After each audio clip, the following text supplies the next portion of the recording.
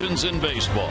He has been a one-man wrecking crew for the Orioles, sometimes winning games completely on his own. For instance, yesterday. Yesterday, the entire offense, 2 home runs, 7 RBIs, it all came from Nelson Cruz. Now the Orioles come to Boston.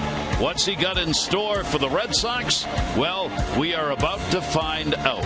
Prepare for the attack.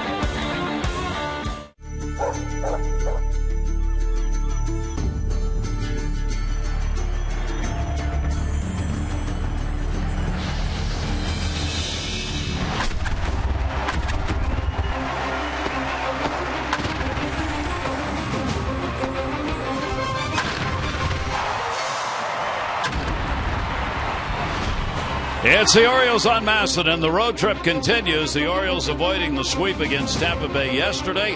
Now the Red Sox 4-3, and a chance to cut into that magic number, which for the Orioles right now is 12.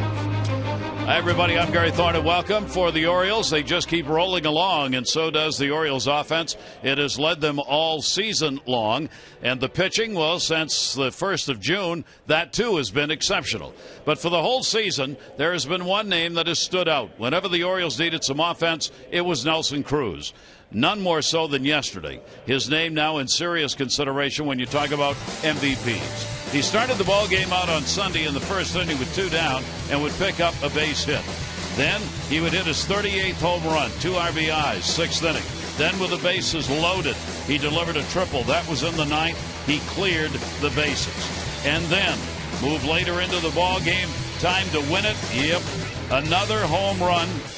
On the road, he now has 24 road homers and 66 road RBIs. That is the best in the majors. And when you talk MVPs, these seem to be 2 of the prominent names. Certainly Mike Trout with the great numbers that he is putting up and the tremendous play in the field for him. And Nelson Cruz right there with him when it comes to home runs and RBIs. Mike Bordick, if there was ever any talk about should Cruz be considered, yesterday kind of answered that question. Well, it sure does. I mean, he's been at the top all season long as far as American League MVP, and yesterday is a big reason why. Really carried the whole team. He's won a lot of ball games all by himself this year with the long ball and his RBI production. But Mike Trout, the last 3 seasons, considered probably the best player, all-around player in the game, and finishing second behind Miguel Cabrera.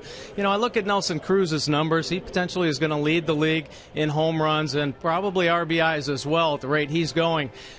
We had Chris Davis last year that led the American League in home runs and RBIs, and he finished 3rd in the MVP voting behind Cabrera and Mike Trout. Cabrera's having an off year.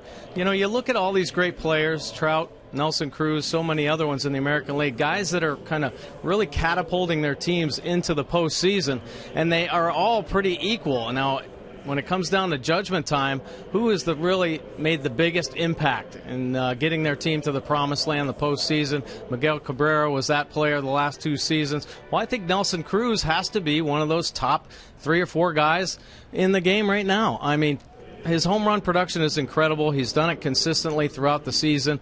And without his production offensively, I don't know that the Orioles would be this close to the postseason. And it's always the argument of what exactly is the MVP. Is it the guy who meant the most to his team or the best player in each league? And there's no set definition for that. But certainly Cruz's name is going to be mentioned. The Orioles have added some new players. Alejandro Diaz is one of them. We'll meet him in a minute.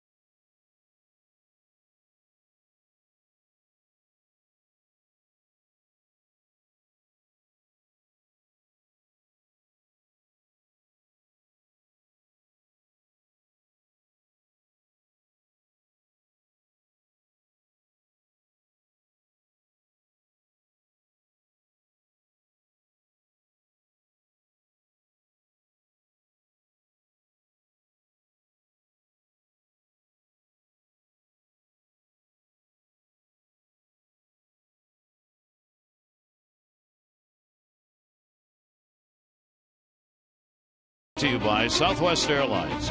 Find Southwest Airlines fares online only at southwest.com. And by Navy Federal Credit Union. 4 million members, 4 million stories. Navy Federal Credit Union. Here in Boston, the Orioles have in left field one of the new acquisitions coming over from the Chicago White Sox. It is Alejandro De Aza. You see his career numbers, real strong batting average, not a home run hitter, brings outstanding speed, and has produced a good number of RBIs. He also played in the World Baseball Classic for the championship team from the Dominican Republic. And today when I sat down to talk with him, I asked him, give us a feel for what that tournament is like. This is a feeling that you can't explain it. That's something that I dream about like my whole life, my whole career, and to be able to represent my country in the WBC is a big thing for me. The Dominican Republic had quite a team, huh? Yes, sir. Yes. How exciting was that to win the whole thing? Well, like I told all my friend that was there with me, I don't know if I'm gonna be in another WBC, but I enjoyed that one, and I don't think there's another one like the one that happened. Let's talk about coming to the Orioles. First of all, how did you find out? Who told you were going to be an Oriole? Well, I found out Saturday night around 8 o'clock. I see some movement was going on there, but I didn't know it was me, and I didn't know what if it was me, what I was going on. And then the GM just called me and told me, "You're gonna get traded. The Orioles need you, and you're gonna be part of the Orioles organization." What was your initial reaction to that? Well, happy, and kind of sad because I have a lot of guys that I'm friends with over there. But I get to know those people were here, and I feel like home.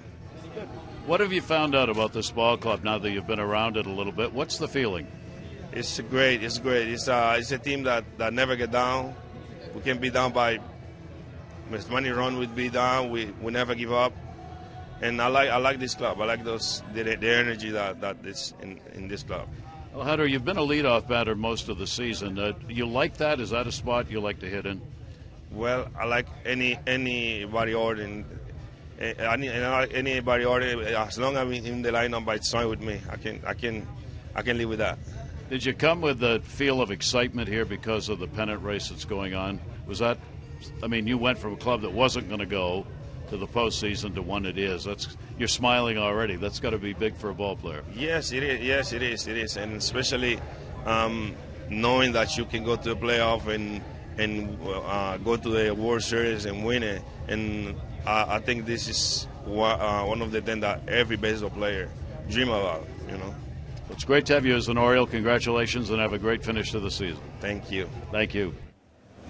Diaz, a real good pickup. Obviously, saw by his career numbers, could be an impact player for the Orioles, and certainly taking a look at him defensively, and he can add a spark on the base pass. You saw 77 career stolen bases. Remember, he's coming off a really strong year. Last year with the White Sox, he had 17 home runs. I mean, so there is power in that bat as well, and the Orioles hoping, that he can be a major contributor here down the stretch, and who knows, potentially in the future. And he's going to get a chance at left field again. The Red Sox take the field. Let's take a look at our train game time temperature. For the ball game, it is going to be 64 degrees, late summer, early fall kind of evening here in Boston. The wind to start the game blowing in. Visit trainsearch.com to find your local train comfort specialist dealer. It's hard to stop a train, really hard. Here's the Orioles starting lineup brought to you by Southwest Airlines. Their fares online only at southwest.com. Markakis, De Arza, Jones, Cruz, Davis, and Pierce, Joseph, Flaherty, and Scope. Nelson Cruz with those tremendous career numbers against the Red Sox. Now let's take a look at Joe Kelly's pitch arsenal this season. Fastball 65% of the time. It's a pretty good fastball. Probably his best pitch ranges from 92 to 98 miles an hour. Works 93, 96 though comfortably with it. Breaking ball, he has a big curve ball and a slider 24% of the time. The changeup 11%. Secondary pitches for Kelly still kind of coming on. They're inconsistent at times, but do flash positive signs for for him and the Red Sox. 4.13 earned run average. Opponents hitting .251 overall. Lefties at .243, righties at .261.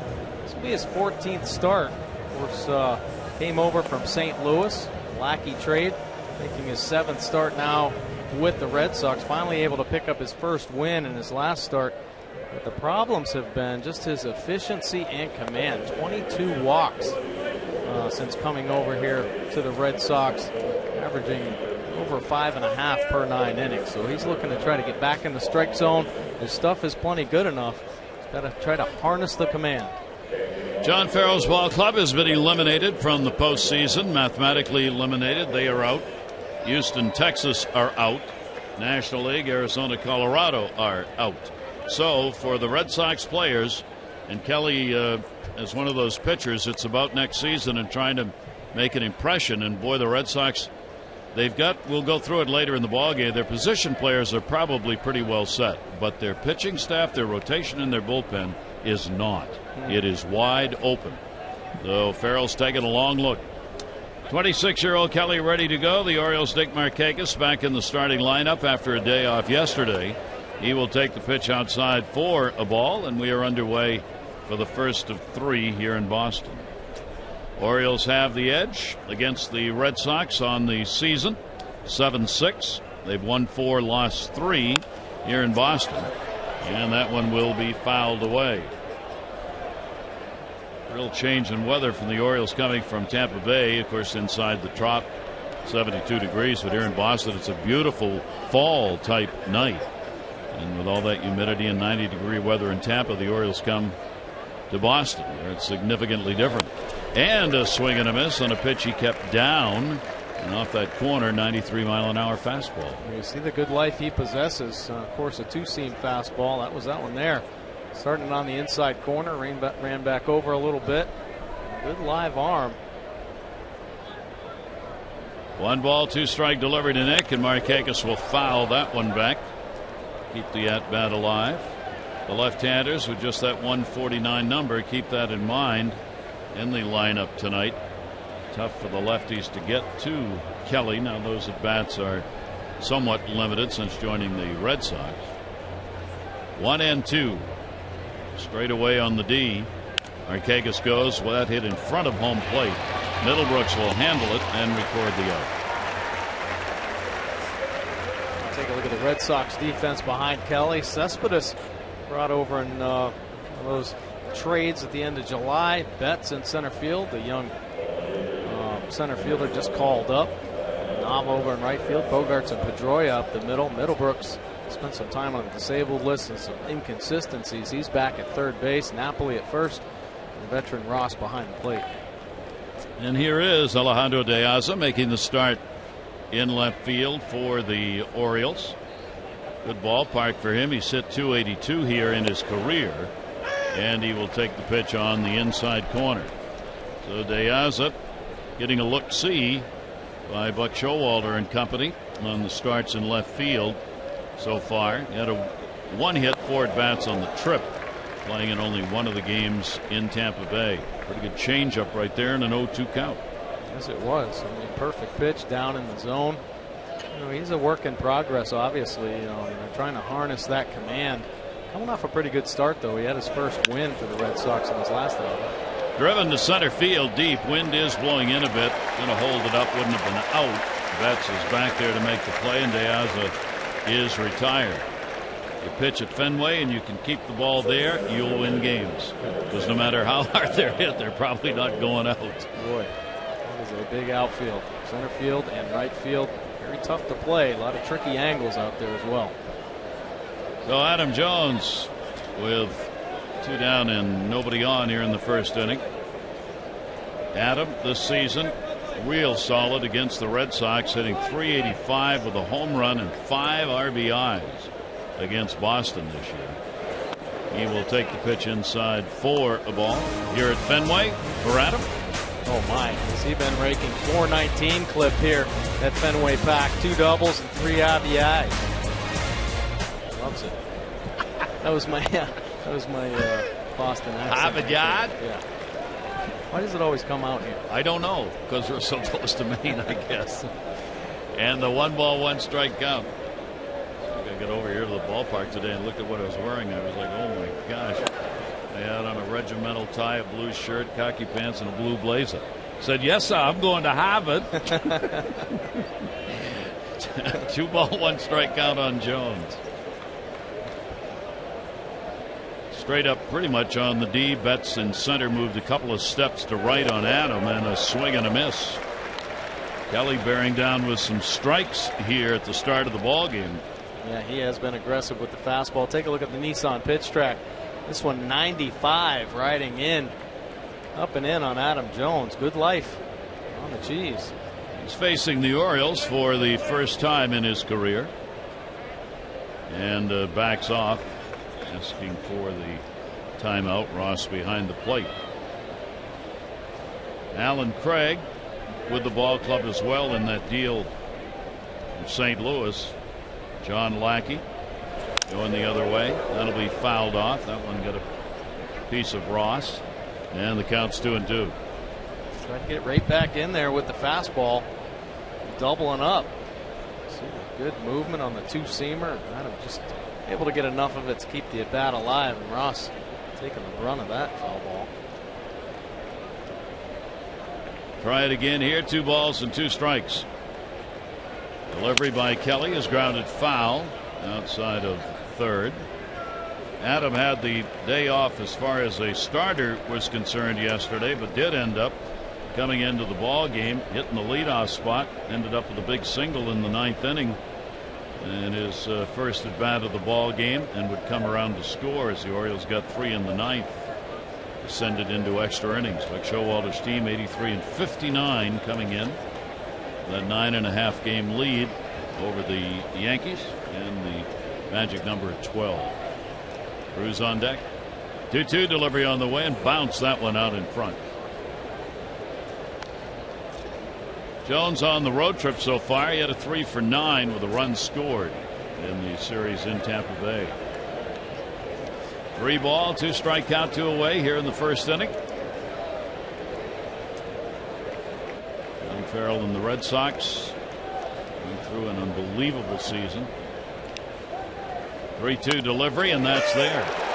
So Kelly starts out strong, gets the called third strike that Adam does not agree with. 3 up and 3 down. Gonzalez off his first career complete game shutout on the mound.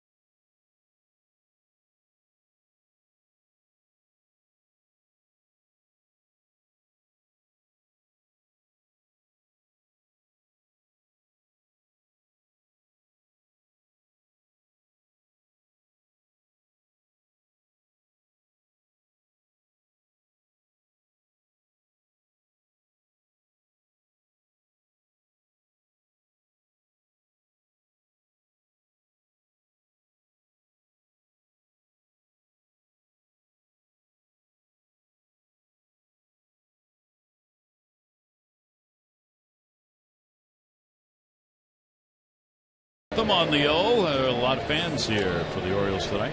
Take a look at the starting lineup for the Red Sox. It'll be Betts, Pedroia, and Ortiz, Cespedes, Napoli, and Nava, Bogarts, Middlebrooks, and Ross. For Daniel Nava, you see the career .303 batting average he has against the Orioles. Take a look at Miguel Gonzalez's pitch arsenal this season, fresh off that complete game shutout against the Reds. Gave up only 4 hits, a fastball 57% of the time, but that has been his big pitch.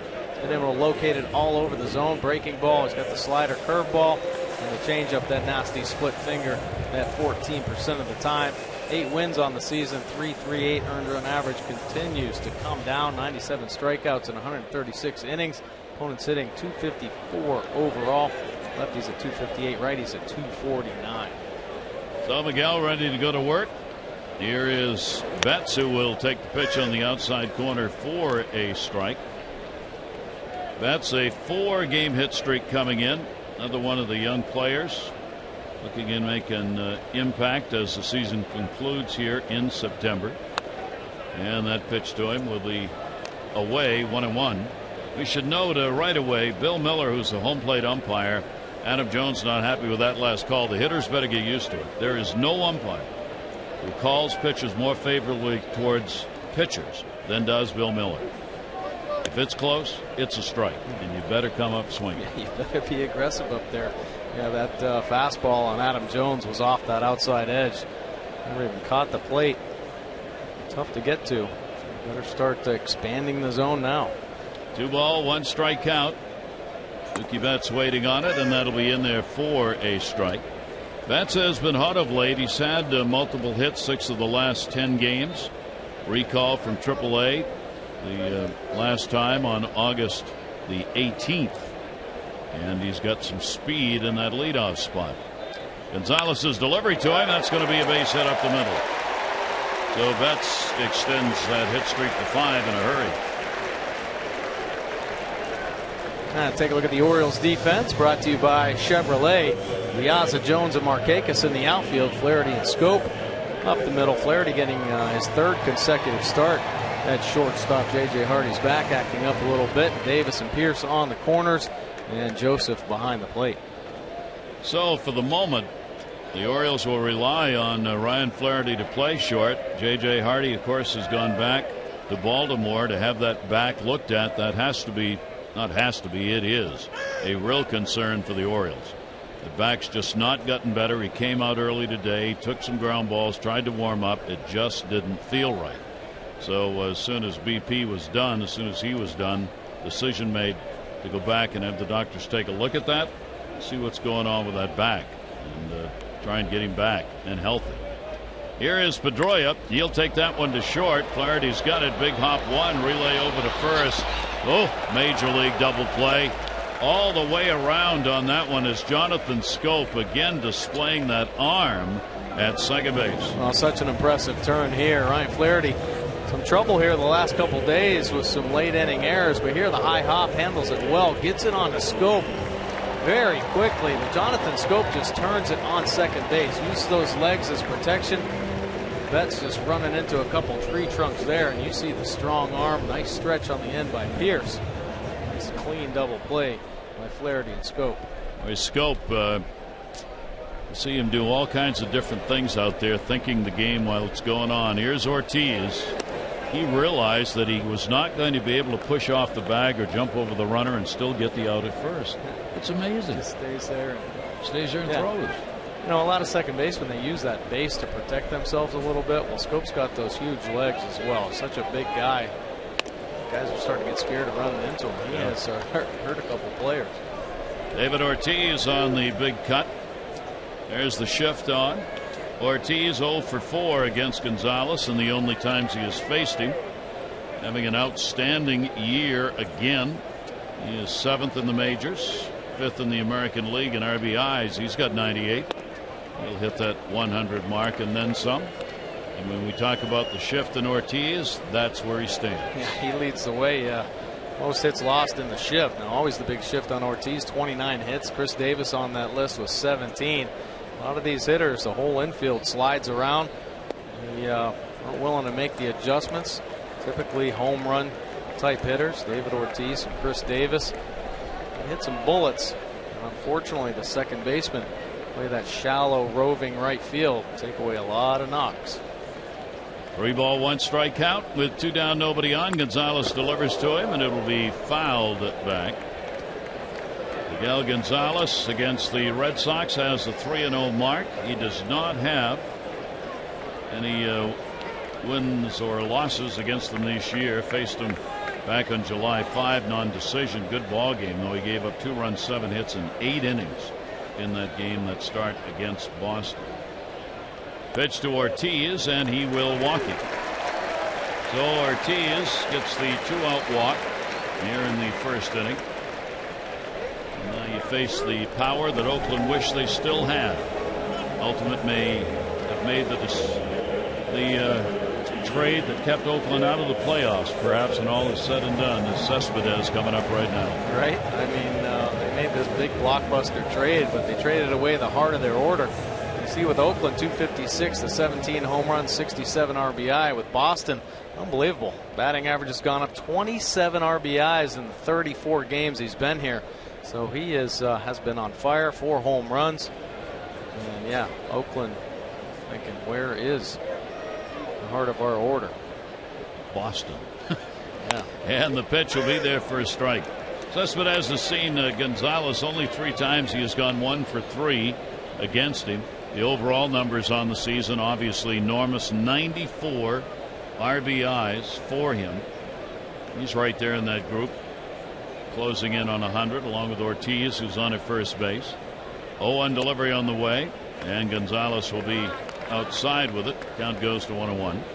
As far as pitching in this ballpark is concerned, he is 1-0 with a 1.88 ERA as a starter here against the Red Sox. 1 ball, 1 strikeout with 2 down.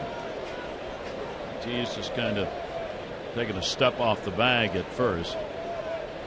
Delivery to Cespedes. He'll take that one up the middle. He's got a base hit.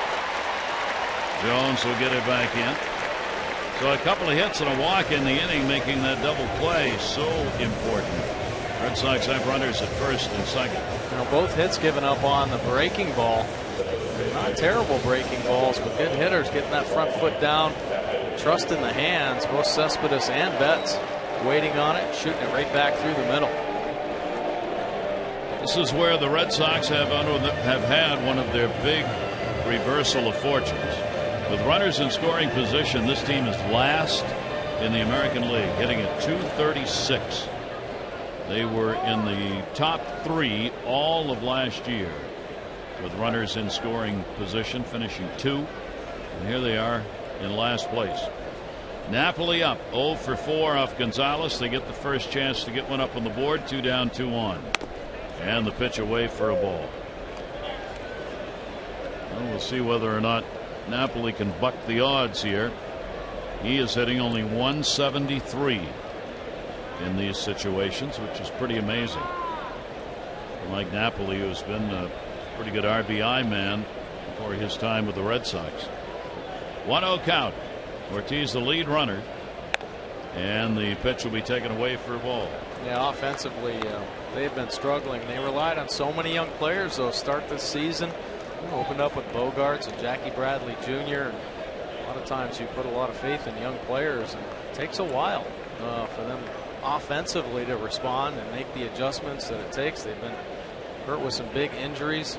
Shane Victorino has missed most of the season. Good pitch on the inside corner, and a 2-ball, 1 strike count. Take a look at the Jeep inside the numbers here. Red Sox offense with the franchise comparison on the right. It's 3.87 runs per game. It's the lowest since '92. Batting average lowest since '68. Slugging percentage lowest since '92. And even the home runs now lowest since '93. And those '92, '93 Red Sox teams were both below 500 teams. So. It's that one up and in, and Gonzalez comes back to even the count up. 2 balls, 2 strikes, and 2 down. Ortiz at second, Cespedes on at first base. Gonzalez trying to work his way out of this inning and keep it at zip. Outfield moved a little bit towards the middle. That'll be down the line and just foul. Napoli just really trying to protect on that, almost got himself an extra base hit. Yeah, typically Mike Napoli, he's got 3 strikes to hit a long ball, and you don't generally see him make an adjustment, try to go the other way. There, maybe fooled. 2 strikes and just tried to slap it down that right field line. Came within about a foot, picking up a couple RBIs there. So 2 balls and 2 strikes remains. Napoli has had a couple of home runs against the Orioles this year, but hitting only .157 against the Orioles. Look back to Ortiz and the 2-2 delivery, and that'll be in the air to center field. Jones, a couple of steps back. Adams got it. That will retire the side. No runs on 2 hits, no errors, and 2 are left on base. No score.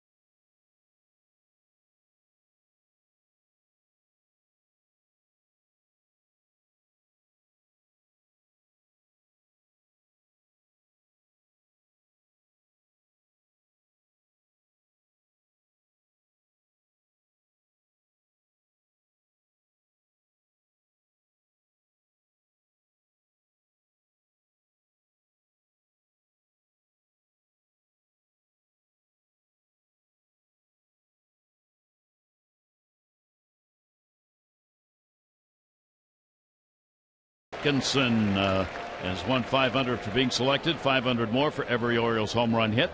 And the lottery's awarded over $150,000 to all its contestants this season.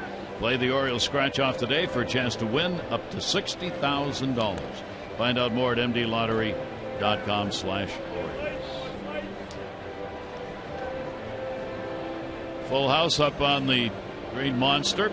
Up in the monster seats here at Fenway Park, and some of those are wearing orange.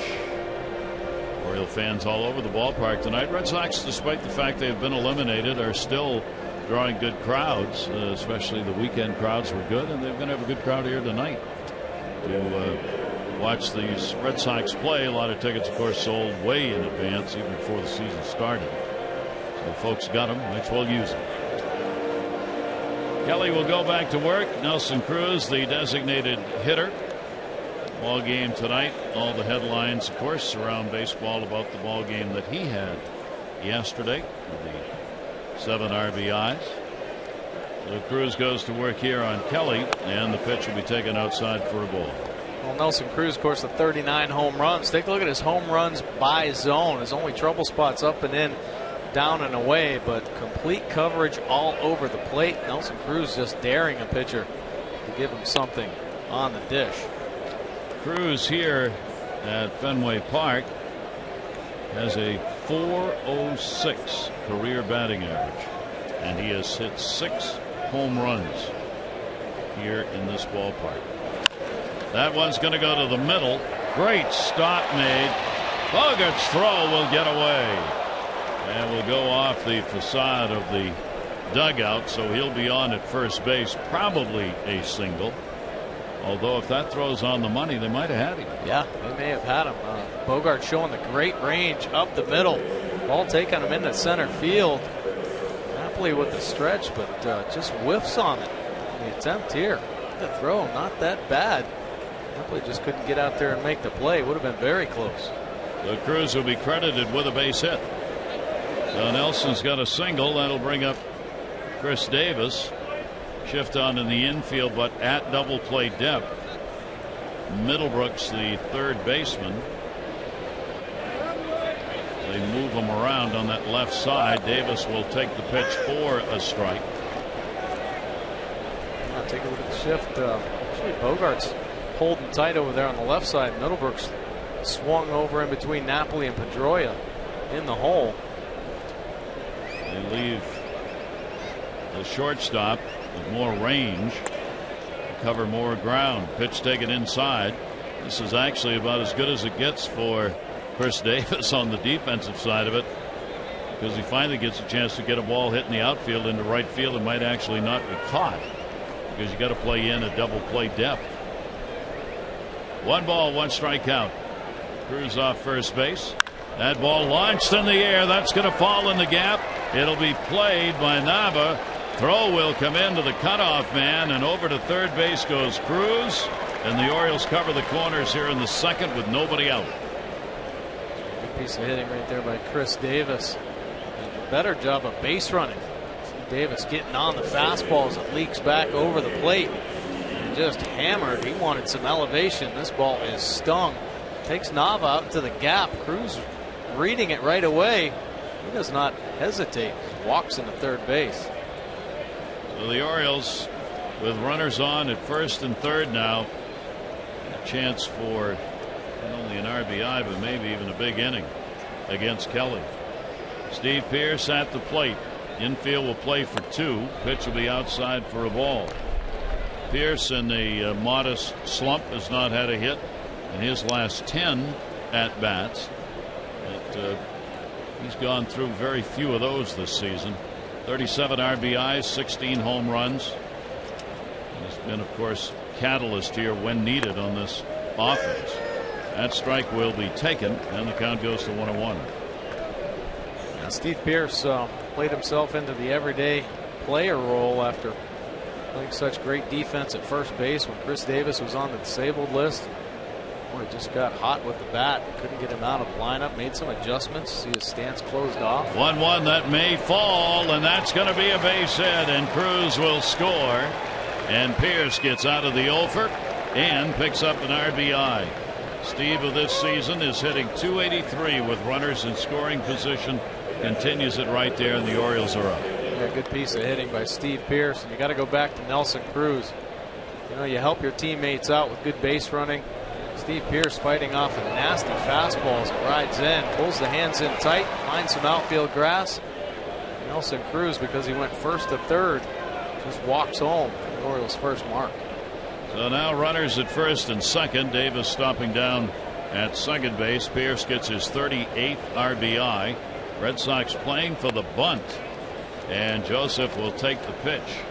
Napoli was moving in at first base, and so was Middlebrooks at third with nobody out here, and Joseph up and Flaherty on deck. Now Napoli's going to stay back at first base. Middlebrooks cheating in at third. 1-0 delivery. Joseph will take it. That'll be a strike. 1-1.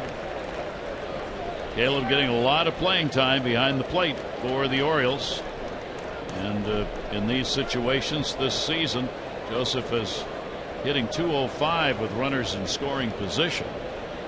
He's picked the pace up over the last 3 weeks, both his overall average and in these situations. And that one will miss a little bit outside from Kelly, and the count goes to 2-1. Just missing that outside corner. Good fastball. He's been getting hit though by the Orioles. Chris Davis and Steve Pearce both getting on the fastball. You see the pitch track trying to stay away from Caleb Joseph. I heard about his 5 home runs in a row. Check swing, didn't want to go around on it, and ends up fouling it off. So the count goes to 2-2. Joe Kelly, 18-15 in his career. Working against the Orioles, first time out. Always the argument about who does that favor. No one's got an answer, hitter or pitcher. 2-2, runners off first and second base, and came inside to him. He held up, I think, Bill Welke down at first base.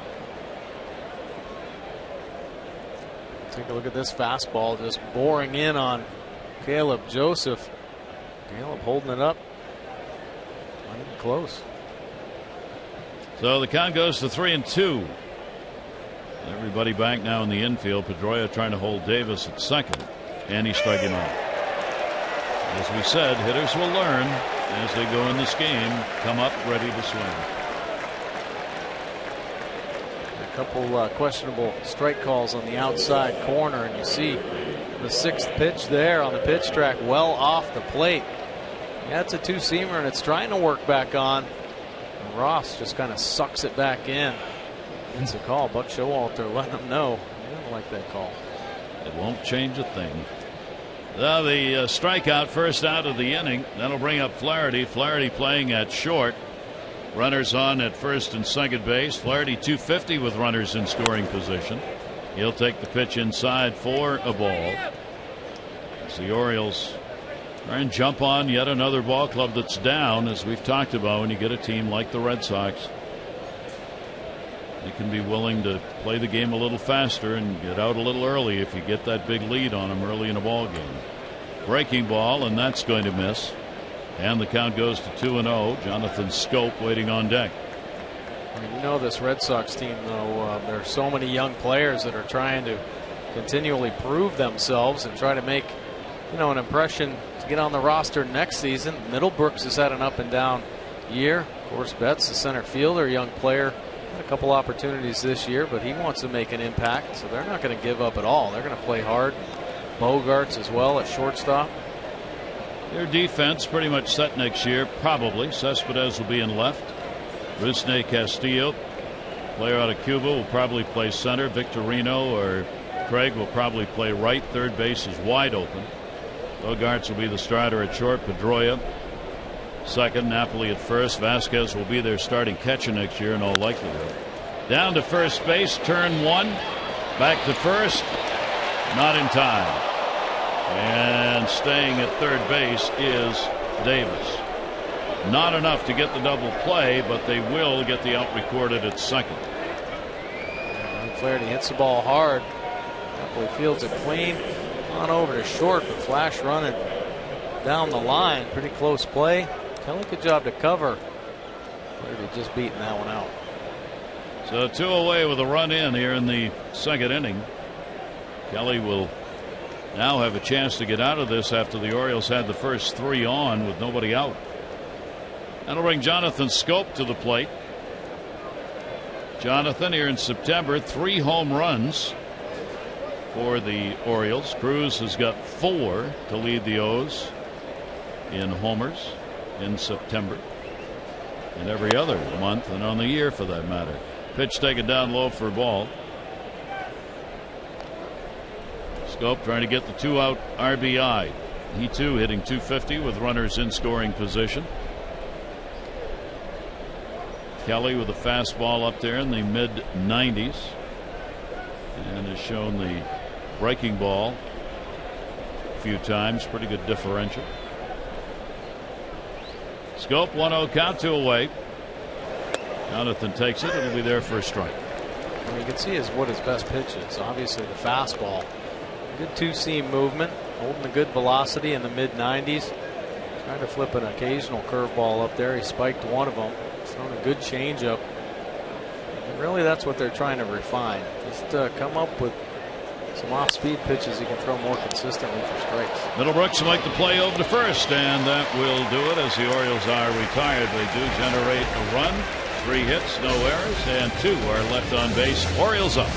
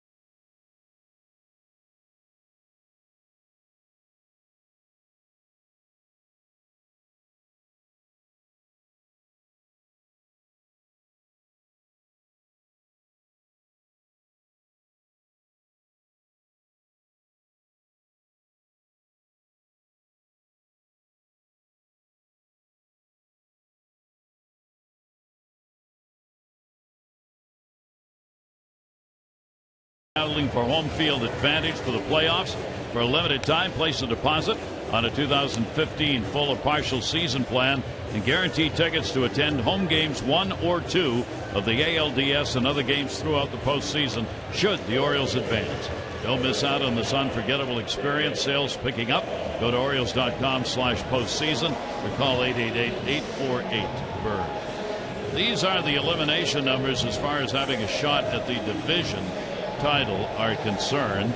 To eliminate the Yankees, that number, magic number, is 12 for the Orioles. Jays at 11. The Rays 5. And the Red Sox have already been eliminated. They cannot win the division. Orioles with a 1-0 lead here. Gonzalez's pitch taken for a strike. Daniel Nava, right fielder, has a 4-for-10 mark in his career against the Orioles' 30-year-old right-hander. 74% of leadoff batters retired by Gonzalez. Very solid number. 0-1 pitch, inside corner strike. I'll take that one. That's why he has had so much success here recently. Miguel Gonzalez has the great fastball command. He's working it in and out to both lefties and righties in every quadrant as well. Up, down, down and away. All right, that one away, and the count goes to a ball and 2 strikes. Gonzalez Wednesday with that tremendous performance, his first complete game shutout of his career, and it was a masterful one. That ball will be chopped. He had to reach for it. Davis will go to Gonzalez covering and Pierce rather, and record the out. Nava down, 1 away. Just a reminder, as you enjoy a cold one, to look forward to Miller Time later in tonight's game, brought to you by Miller.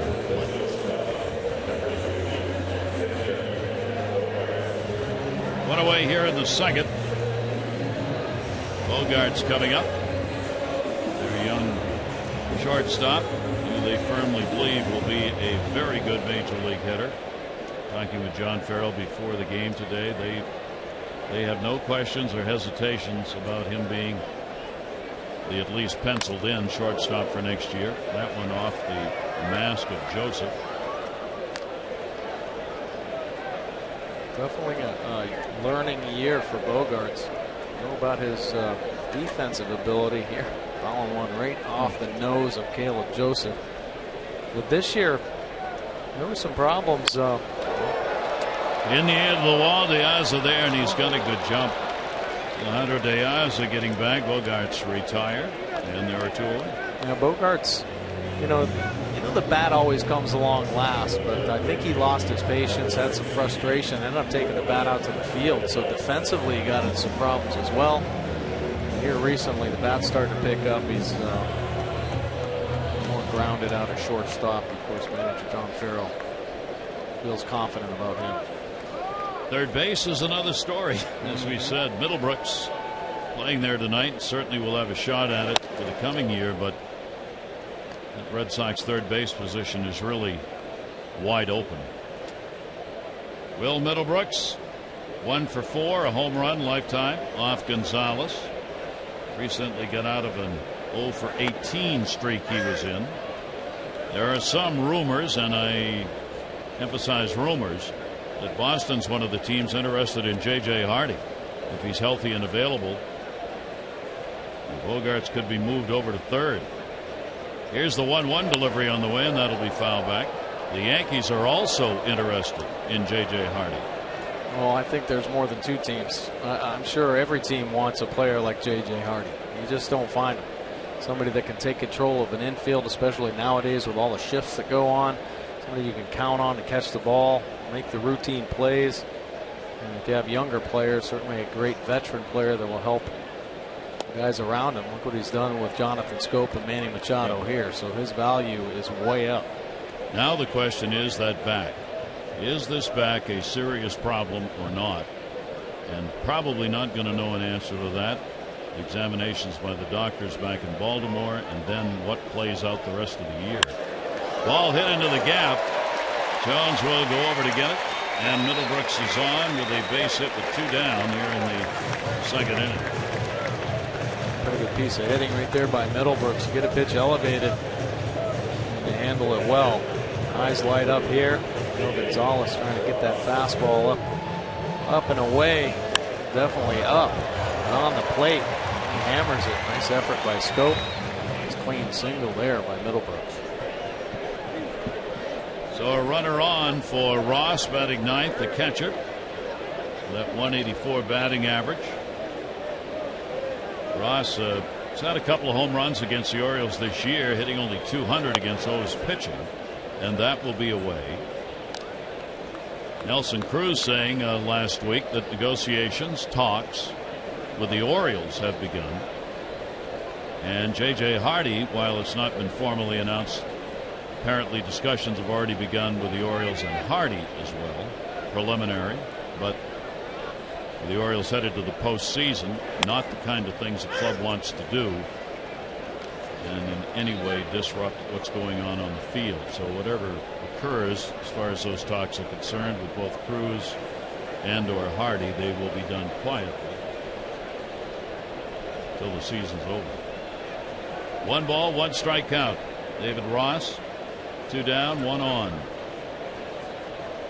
Each team now with 3 hits in the ballgame. Gonzalez's delivery to him. Great location on it away. Couldn't reach it. 1-2. Yeah, beautiful pitch there. Well located. Miguel Gonzalez is really locked into his delivery.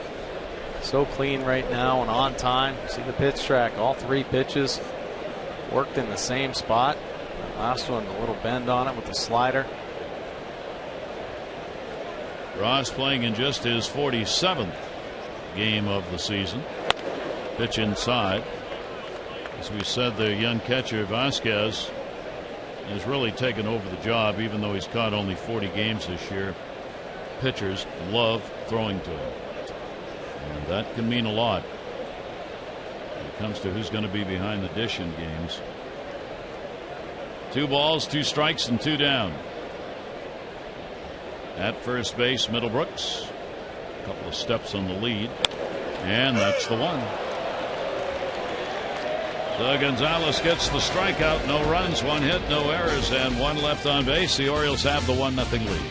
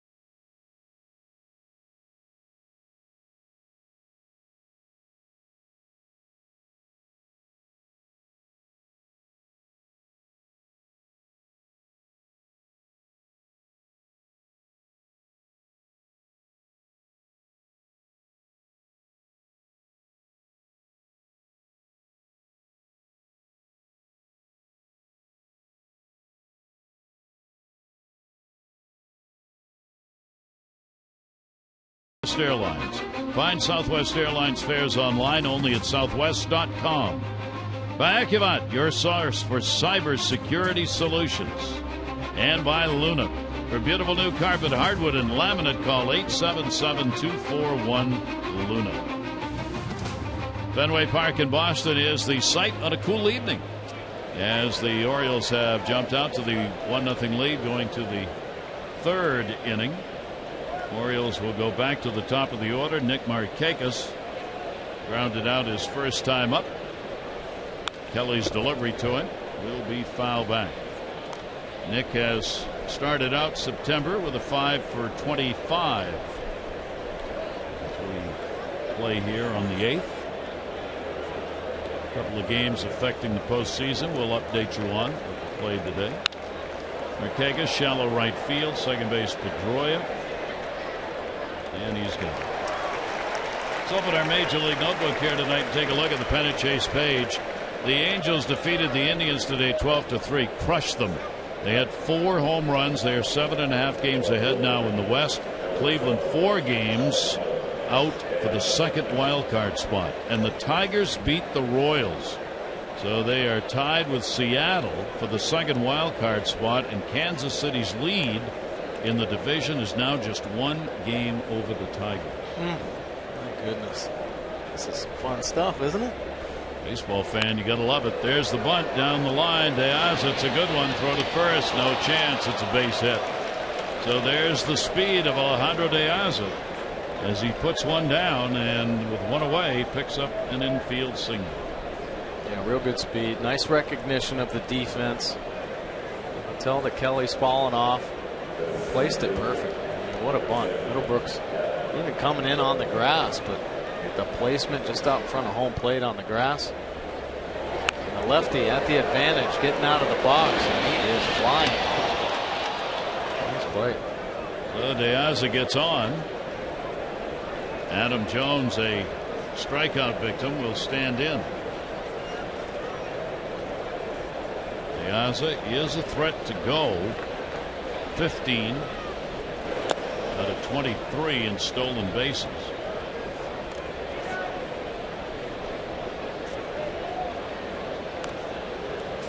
He's taking a look over at third.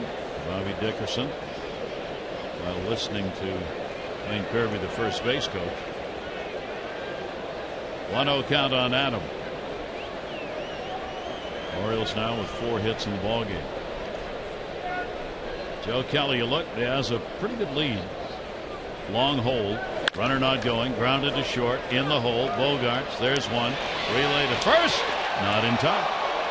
Good takeout slide by Diaz at second base on Pedroia, and for the second time in the game, Red Sox just missed getting a double play.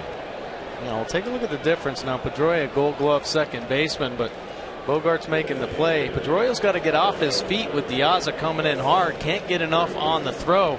As opposed to Jonathan Scope, who just stands there, uses the legs, and just lets the cannon go across the field. So a nice double play attempt there by Pedroia, but you see the difference in the second baseman. That's where having that additional height also helps, obviously, as Jonathan Scope is tall enough to be able to take a throw, stand there, not have to jump, still be able to see over the runner. So Nelson Cruz with a base hit, and a timeout had been taken. That's no pitch. Cruz moving up, as we showed you at the top, with Trout as far as the RBI lead is concerned. Trout with 102, Cruz with 101, and Cabrera with 100. Those are the 3 in the American League who have reached that 3-digit mark in RBIs. Cruz the leader in home runs now with 39 over Chris Carter of Houston, who's got 36. Nelson Cruz just named player of the week, co-player of the week with Miguel Cabrera from the Tigers. Look at those numbers: 407, 4 home runs, 12 RBIs. Are you kidding me? Is that a misprint? No, it's not. 7 games, 12 RBIs. It's an amazing tear for this power hitter. 2 down, a 2-strike count. Adam Jones reaching on the fielder's choice at first base. Kelly off that first base side of the rubber with a set. 0-2 delivery on the way, and that's a strike. So Kelly will get his 3rd strikeout. The Orioles no runs, 1 hit, no errors, and 1 left on base. Bottom of the 3rd, coming from Fenway. It's the Orioles 1.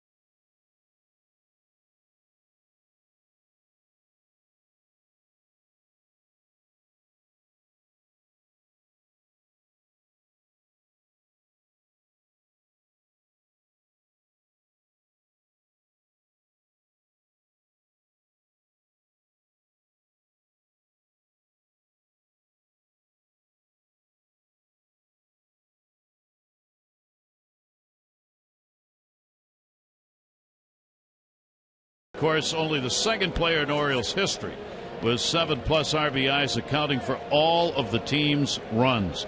R.A. Dickey, a 1-run effort, 7 innings pitched against Boston yesterday. The knuckler working against Boston, a 4-0 record this year for R.A. Dickey. And Mike Trout, second player since 2000 with 100+ RBIs while batting second in the order. Aaron Hill had 108 with the Blue Jays, batting second in 2009. A little Sunday extravaganza. By the way, on that Orioles note, Eddie Murray hit 3 homers and drove in 7 runs back in 1978 in Baltimore's 7-4 win at Minnesota. Accounting for all of the runs in that game as Cruz did yesterday. They are the only 2 Orioles to do that. Impressive. It's an impressive company for Cruz. Quite a feat. That many RBIs in one game. Mookie Betts had a single his first time up. Oh! It'll rebound to second. Scope will get the out. Where did that hit? Gonzalez. That hit his glove? I think he just got out of the way. Flagged it with his glove a little bit. Only got the heart rate up though. That's what the comebacker just throws the glove up there and it hits off, slows it down for Jonathan Scope. My goodness.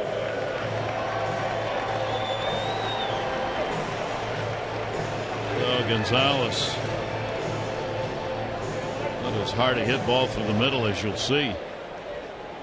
That's stinging the ball first couple at bats, and you see Miguel just kind of react with his glove and just get the upper body out of the way. So Betts retired on the 1-4-3. Pedroia hit into a double play. First time up in the ball game. 279, 7 homers, 53 RBIs. Pedroia will silo shot that one to third. Davis in foul territory. He's got it.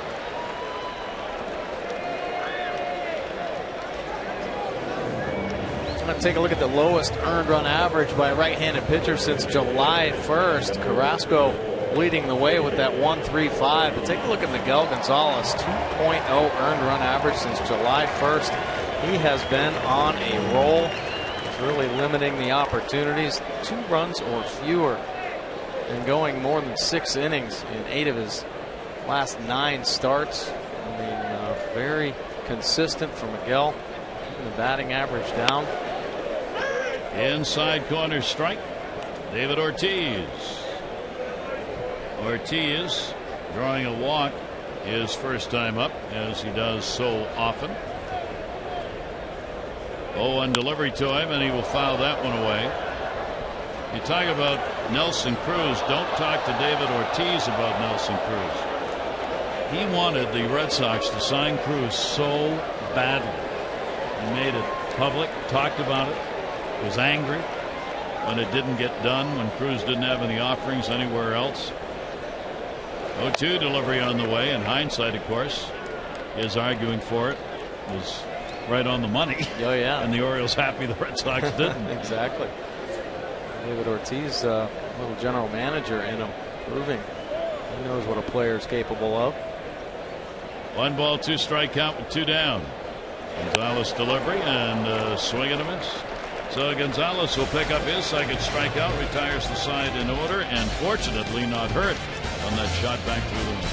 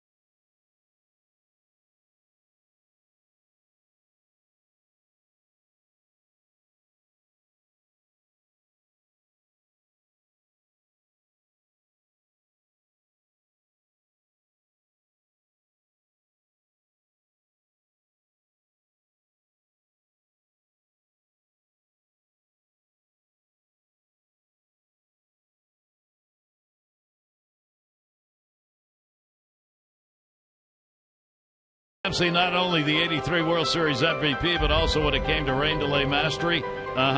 Crooked hats stuffed with towels. I question that.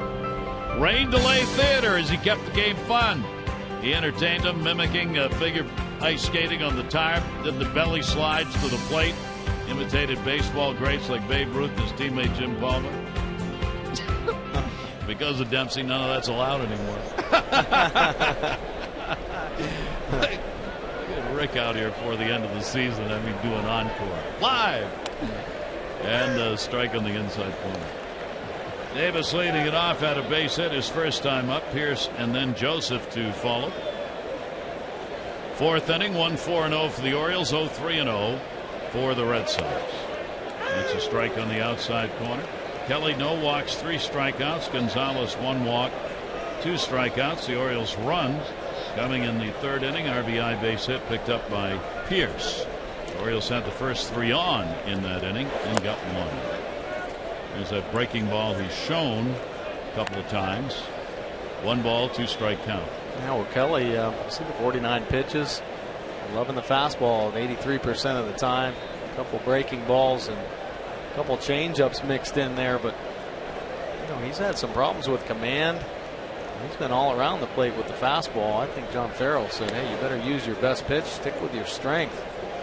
And here he is, very aggressive with a heater. Seen a good velocity. That last one, 97. Takes the count to 2 balls and 2 strikes on Davis. Shift on against him. And Davis will take it inside.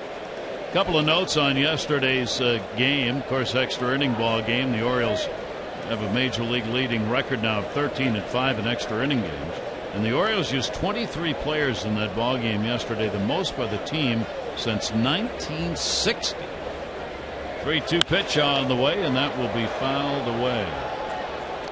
The franchise record is actually 24, set in 1958 in a game the Orioles played against Boston. But the Orioles went through a lot of folks yesterday in the 11-inning win. And all you needed was one right there, Nelson Cruz. That's right. All said and done, game decided. 3 ball, 2 strike count. Kelly on the delivery. Davis is gone. 4 strikeouts picked up by Kelly, 2 in a row. Yeah, that's been an effective pitch for him, especially against the lefties. Running the 2-seam fastball in. You see the lefties kind of bending back a little bit. It looks like it's coming towards their kneecap, and it works itself right back over the inside corner there. That'll bring Pierce to the plate. Steve gets a modified shift. Not all the way around. Strike on the inside corner to him.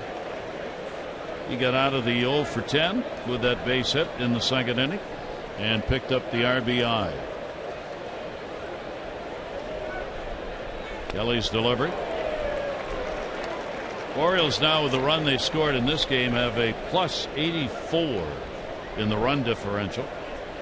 The Red Sox are a minus 74 run differential. 0-2 delivery on the way. That one a chopper hit out in front of the plate. Middlebrooks good scoop and a fine running throw. 2 down. Follow at Masson Orioles on Twitter and be sure to use hashtag #IBackTheBirds during the month of September to show your support for the first place Orioles. That's hashtag #IBackTheBirds.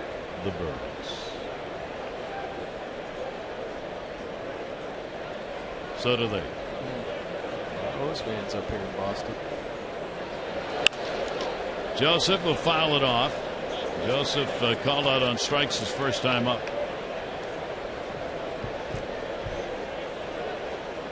So Caleb tries to protect that outside corner. He was one of the hitters rung up on a fastball just off the outside edge. See if he expands the zone a little bit to protect. You have to until you get 2 strikes. Then you really have to bear down. And it's been proven in this ball game that the plate's getting a little bit wider. Wait for your pitch until you get to 2 strikes. Hope Kelly makes a mistake on the plate. Right now he's been pretty good. Joseph will take it. It's down low. 2 ball, 1 strike count. Yankees are not playing today, so the Orioles trying to decrease the magic number with a win. Yankees headed to Tampa Bay to play a series there, or Tampa's coming to New York to play. The Orioles, of course, will be there when Derek Jeter plays his final game at Yankee Stadium. 4-game series coming up a couple of weeks. Delivery, Joseph takes, it's there at the knee. So the count full on the 96-mile-an-hour fastball. 3-ball, 2-strike count, 2 down, nobody on. Already hoping for an at-bat here in the 4th inning. And we'll get it. There's the first walk surrendered by Kelly. Taylor right there, just he wasn't about to expand. He was taken all the way. Borderline pitch. Outside corner running off the plate. It was a ball. He got run up in his first at bat. Ryan Flaherty now with a runner on and 2 down. Flaherty fielder's choice. His first time up. And takes the pitch. Breaking ball. Flaherty's had pretty good luck against the Red Sox this season. He's hitting .276 against Boston. Compare that to his overall .204 batting average. He's got a .333 batting average here at Fenway Park. 1-0 count, 2 down. Friends and family here for Ryan Flaherty from Maine. Heat is on. Yeah. 1-0 delivery. He'll be out in front of that one. 64 miles an hour after a 95-mile-an-hour fastball. He's had a pretty good change. You've seen, and some of his off-speed pitches actually have really flashed plus stuff. Other ones, see why there's inconsistencies. He spiked a couple of the breaking balls. Flaherty will go on the ground to second base. Pedroia slides up and makes the play. That'll do it here in the 4th inning. No runs, no hits, no errors. 1 left on base. Bottom of the 4th at Fenway.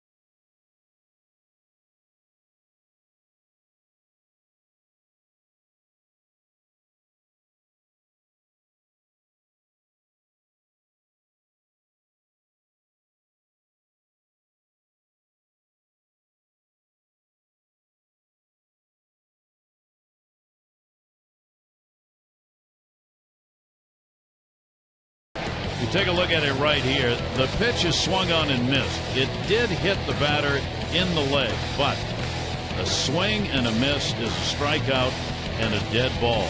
And that ended the game. It was the last out. The trouble was Greg Gibson, the home plate umpire, did not realize the batter had been hit. So they had the conference there. You see the crew chief making the call as they conferenced and said, Jerry Davis did, that was a strikeout, and it happened to be the 3rd out of the ball game. Yeah, that's right. I mean, it was interesting. Actually, the last 2 nights in Tampa, pretty interesting endings. And Miller and Nick Hundley involved in both of those pretty interesting endings. But yeah, it was obviously a tough call for the home plate umpire there. It actually ricocheted off him. I think he thought it was a swing and a miss, and it just hit him in the leg. He didn't realize it hit Forsythe. That's what happened at the end of the ball game yesterday. Orioles have the lead here on the RBI by Pierce. Yoenis Cespedes will lead it off. He delivered a single his first time up. Cespedes hitting over .330 against the Orioles this season. And he will go after that one and foul it off. Cespedes does not get cheated, as all baseball fans have watched him know. He takes one of the hardest swings in the game. More and more of it under control now, which means when he hits it, it goes a long, long way. Yeah, a couple home run derby championships. That one will be fouled back the other way. Joining the Red Sox on August 2, 27 of the team's 135 RBIs since then. That's 20% of the RBIs have been picked up by him since joining them. Well, you know, you talk about the Red Sox struggling offensively. A lot of it was because of their outfield production throughout the course of the season. And Ellsbury, of course, signed with the Yankees, so they're hoping some other guys would pick up the slack, and they just couldn't do it. Nava's having an off year, so they've bolstered their outfield, obviously getting Cespedes and Craig from St. Louis. They're hoping, you know, he can have a bounce back year. He's been injured most of the season, dealing with you know, a foot problem all season long, so that's kept him down. So they've really, you know, helped that aspect of it defensively and offensively from the outfield side. Pitch misses up and in, and a 2-ball 2-strike count. Cespedes, Napoli, and Nava to follow. Bottom half of the fourth inning. 4 home runs with the Red Sox for Cespedes, and all 4 of them have given the Red Sox the lead. Here's the 2-2 delivery to him. Foul back. So he can't hit a home run here because it would only tie the game up. So said Miguel Gonzalez. Miguel, by the way, has given up 22 home runs. That's tied for the 6th most home runs surrendered in the American League. Fortunately for Gonzalez, a lot of those have been solo shots. 2-ball 2-strike count on Cespedes. Outfield deep. Infield swung around, and the pitch inside. 3-2. Get him move his feet a little bit. Typically you'll see that earlier in the count, but Cespedes fouling off some tough pitches. Lets it ride arm side up and in. Shakes him up. See if Caleb works the outside corner now. 3-ball 2-strike count. Set up his away and low, and that one will be fouled back. Just left it up a little bit. So Cespedes and Gonzalez engaged in a good battle here. Cespedes, a couple of hits, 4 at bats off Gonzalez. This will be the 8th pitch of this at bat coming up. 112 strikeouts, 31 walks for Cespedes. 3-2 delivery on the way, and that will be the free pass. And the leadoff one here in the 4th inning. Well, the Birds' final fireworks night of the season set for Friday, September 19 at the Yard, when the Red Sox will be there. Gather up family, friends, celebrate this final home weekend of the 60th anniversary season of the Orioles. Every game matters. Tickets going fast. Get yours at Orioles.com or 888-848-BIRD.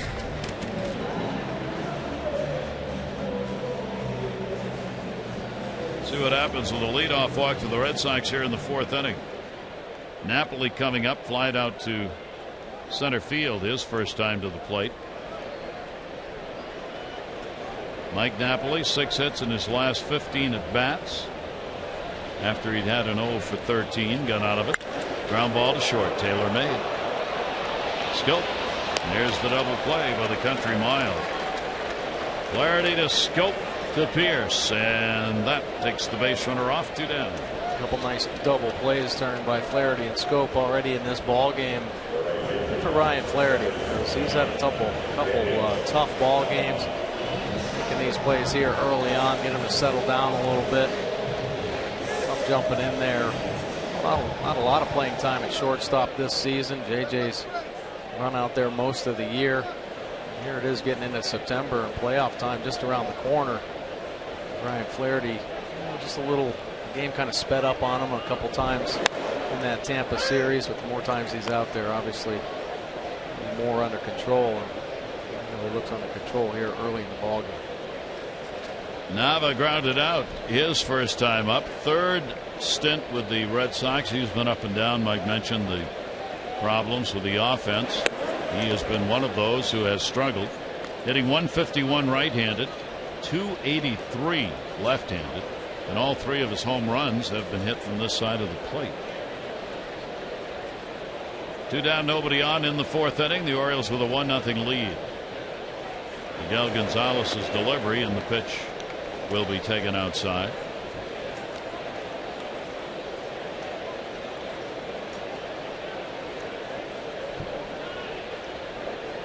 Two ball, 1 strike count.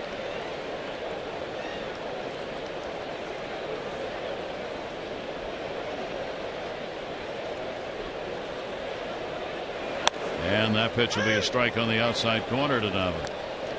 So a 2 ball, 2 strike count. Gonzalez with a couple of walks in the ball game, helped out by the double play in each instance. In that the double play in the first inning allowed him to face Ortiz with nobody on, and he walked him. Double play in this inning took away the leadoff batter who got on base. 2-2 delivery, and Nava will slash it foul the other way. That's one thing we've seen more often from the Orioles starters.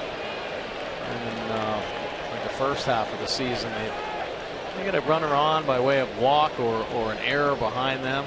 Look at the Nissan pitch track, how they're trying to work Nava away. They settle in, they execute their pitches, and they're able to get those double plays. They limit the big innings, or they have been able to limit those big innings. Nava will pop that one up left field. De Aza will get there, and he will put it away. And that will do it. Only 3 batters faced. No runs, no hits, no errors, and nobody left on. 4 complete. The Orioles still have a 1-0 lead.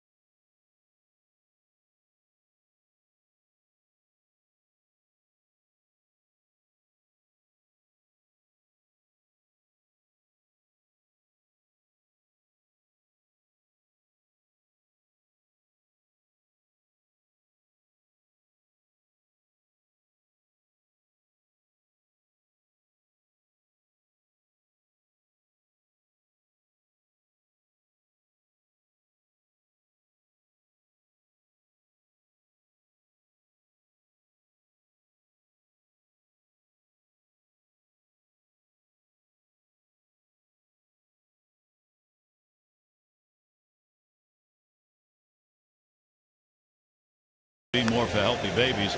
The Orioles have 350 walks, $17,500. Care First Blue Cross Blue Shield encourages each of us to take that first step towards a healthier and more active lifestyle. Barry Thorne, Mike Gordick here at Fenway. A 1-0 lead. First of a 3-game set. Night game tomorrow. We'll be back with you as the Orioles' Chris Tillman will be going for his 12th win of the season. Anthony Renado, who is 3-1, right-hander, another one of the younger Red Sox pitchers, will be on the mound. Day game on Wednesday. Wei-Yin Chen, Brandon Workman will be on the air. So 6:30 O's extra tomorrow night, 7 o'clock for the ball game.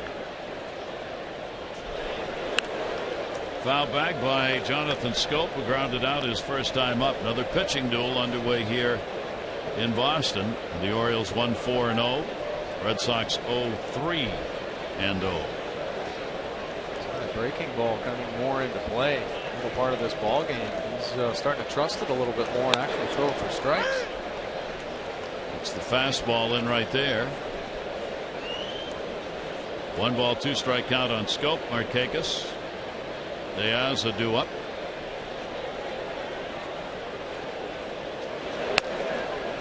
And that one up and out of the strike zone. 2 balls and 2 strikes. Red Sox know they will not have a .500 season. They join some other clubs who, over the last decade and a half, have won the World Championship and then below .500. Go to second. Pedroia, fine play. A little bit of circ right there. Knocked it down, picked it out of the air. A good piece of hitting by Jonathan Scope. Stays on it. And really rips it at Pedroia at second base. Really trying to make the backhand pick up clean, but off the glove. Shows the good concentration though. Didn't reach out there. Never took his eyes off the baseball. No panic at all. Gathers himself a good throw to Napoli. So 1 down in the Orioles half of the 5th. Nick Markakis has grounded out and popped out. Tell you about those teams since 2000. Teams that have won a World Championship and then the next year have been .500 or less. The 2003 Angels, the 07 Cardinals, and the 13 San Francisco Giants. And the Red Sox are going to join that group. The Red Sox, the unenviable possibility of having gone from last to first to last in 3 years. 2-0 delivery, and that'll miss inside. Nick Markakis has grounded out and popped out. Now the Orioles continue on a 3-year stretch of outstanding baseball. Postseason 2 years ago, close not quite last year, and this year they'll go. Just a matter of when they get it clinched. 3 ball, 1 strike count. They obviously have been able to take advantage of a weaker Eastern Division, but one of the reasons it's been weaker is the Orioles have been better and won games. That'll be inside, so the walk will put Markakis on with 1 down. Oriole fans, you can earn rewards for sharing and posting Orioles content on social media. Join the O's Bird's Nest. That's ozbirdsnest.com. Enter today's bonus code IRONBIRDS before midnight tonight. Get 2 bonus tokens and be entered to win the monthly prize, the autographed player photo or tickets to opening day 2015.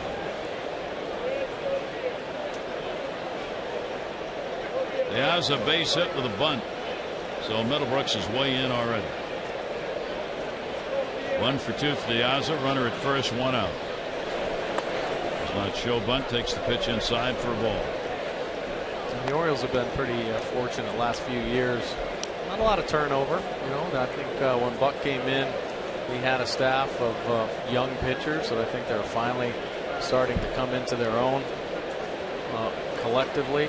Bullpen, there have been some familiar arms out there, but they've shuffled some guys out. I think the bullpen, every bullpen every year gets altered a little bit no matter what team it is, but Buck's been able to hold on to a great nucleus on this ball club. Nick Markakis, Adam Jones, J.J. Hardy, Wieters, unfortunately down with the Tommy John surgery, but when you have a group of veterans like that, it really kind of keeps everybody in place. And when you start shifting guys in and out, that's some great role players. There's Pedroia, great stop, 1, and that's all they'll get. Could not get it out of the glove cleanly, but got it out in time and to get Markakis at second base. Pedroia all over the place. A couple errors this season. I don't know why he's won the Gold Glove. Look at the quick reaction. Gets the feet off the ground and active. Gets to the ball, but it gets hung up. And his glove has to push it to Bogaerts at second base. See him get there. He wants to give it up now, but no. A little hesitation. That's all the time it takes for Diaza to beat it out. So Adam Jones will come up with a runner at first. Adam is hit into a fielder's choice, and he has struck out. He and Markakis continue to be the leaders on the Orioles in hits. Coming in. And still have the exact same number, 164. which ties them for 8th in the league in hits. 1-0 count. Kelly a look. Diaza with speed. Runner not going. Jones towards Pedroia. Apparently it was a Pedroia inning. He makes the play, and that will retire the side. No runs, no hits, no errors. 1 left on. Orioles still up 1-0.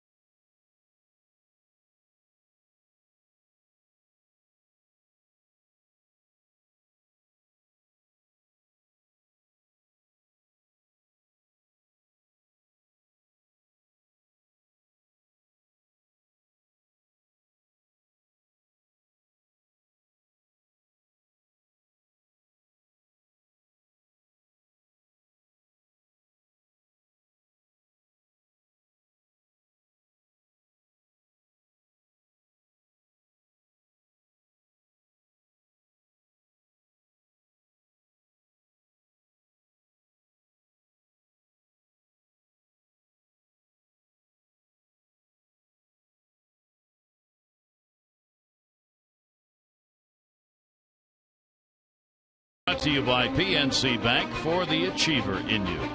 By University of Maryland Athletics Department, Maryland football takes on the West Virginia Mountaineers this Saturday at Capital One Field at Byrd Stadium. Visit umterps.com for tickets. And by AT&T, mobilizing your world.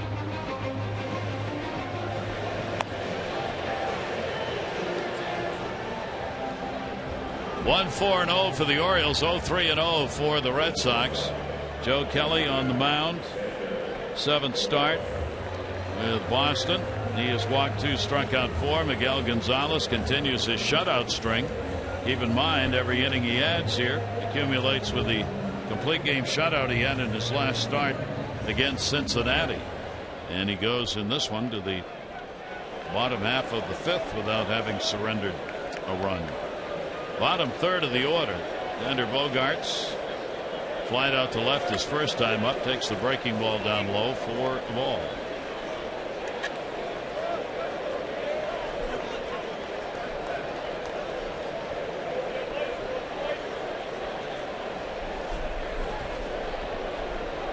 Gonzalez's delivery to him, that's going to be in there for a strike.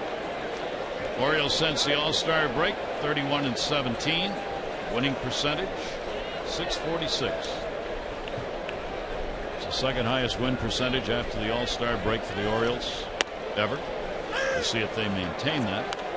The 83 ball club ended up with a .651 second half mark. They went 56-30. 1 ball, 2 strike count. And a bouncer out in front. With the Orioles playing as well as they are, and players like Cruz, it's like trying to keep up with a list of accolades gets tougher every day. Right? It's really impressive how this team has stayed together and been so consistent in all aspects. The Orioles have won 12 of their last 15. But, you know, starting pitching really been the key. The bullpen has been consistent all season long. Defense has been there, even though it's been a little shaky here the past couple weeks.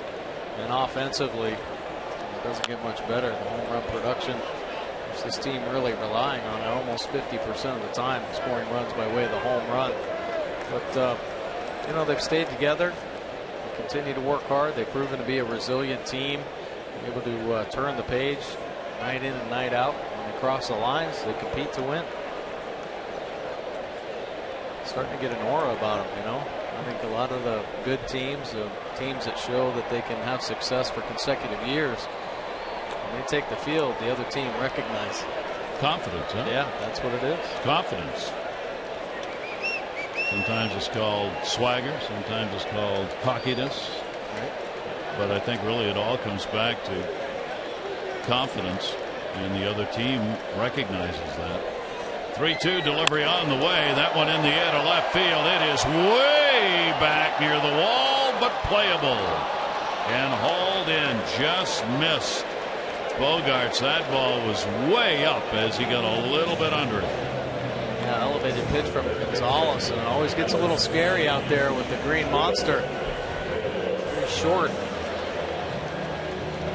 Piazza tracks him down perfectly. Elevated pitch, and it was a moonshot. As he gets back there on the track, handles it easily. One down. Middlebrooks picked up a base hit his first time up. He's 2 for 5 now off Gonzalez with a homer. And the pitch is in there for a strike. Red Sox, despite the fact their offense has struggled, continue to lead the majors in the number of pitches seen per plate appearance. That has not changed. That ball will be blooped outside of first. Pierce over. Be careful, and it'll end up in the seats. I think you might get a little frustrated and start swinging more. Yeah, exactly. And the Red Sox most pitches seen per plate appearance this season, 4.05. So they're working a pitcher. And you see they're tied for third in walks in the American League. So willing to be patient. Twins, Indians, Yankees, Astros on that list as well. Orioles on the other end of that. They see a pitch they like, and they are hacking. Pitch on the way. The pitch inside, fouled into the Orioles dugout, which is not quite as crowded as the dressing room, but almost. Very small facilities here, as you might expect at Fenway. And with 33 players and extra coaches, that clubhouse is jammed. Pitch will be taken outside. There aren't enough seats either in the dugout, but the Red Sox have kind of taken care of that by putting those benches up to see the guys sitting on up front. There's no way you could get even half of the guys sitting on the actual bench behind there, with those benches up front, a little extra room. Swung on and missed, and that'll be the third strikeout of the ball game for Gonzalez. We haven't talked about Miguel's slider too much in this ball game. A lot of fastballs, occasional split finger, but here the beautiful slider, 84 miles an hour. Good sell. You know, the arm speed is there. The late finish is the key to the successful slider. Gonzalez hit it perfect. For Miguel on the road this year, he's 4-4 with a 3.79 earned run average in road games this season. Rick Showalter has liked to use him on the road.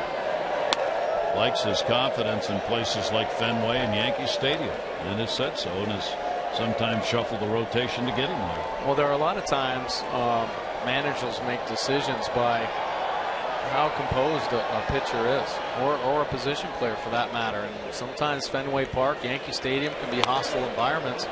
Miguel Gonzalez proves time and time again that he is just fearless on the mound. I mean, never ever gets rattled, never gets upset out there, no matter what happens behind him. The same calm demeanor, and I think that's what Buck trusts about him. Dave Wallace certainly does, the pitching coach. 0-2 count.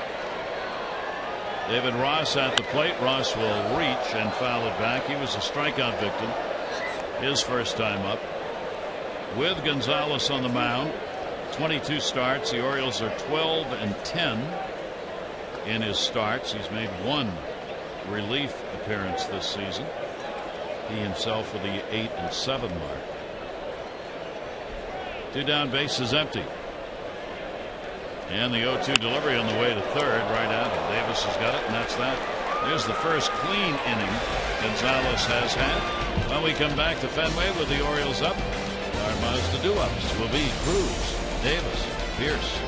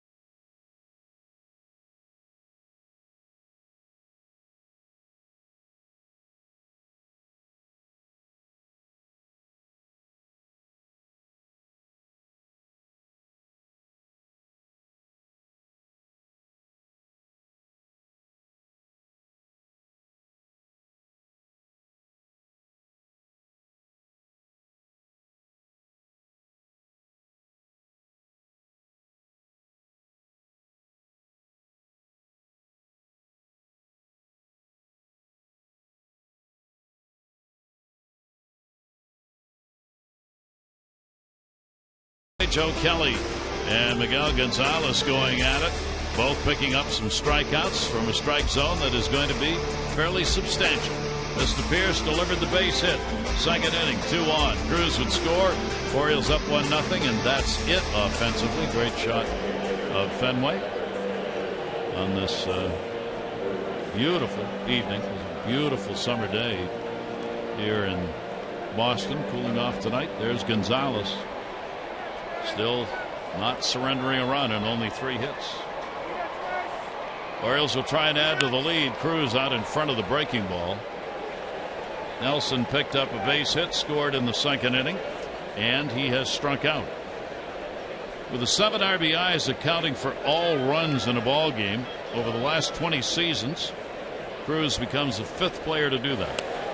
The others were Jason Giambi with the Rockies in 2011, Richie Sexton with the Brewers in 2002, Mark McGwire, the Cardinals, 2000, and Mike Greenwell of the Red Sox in 96.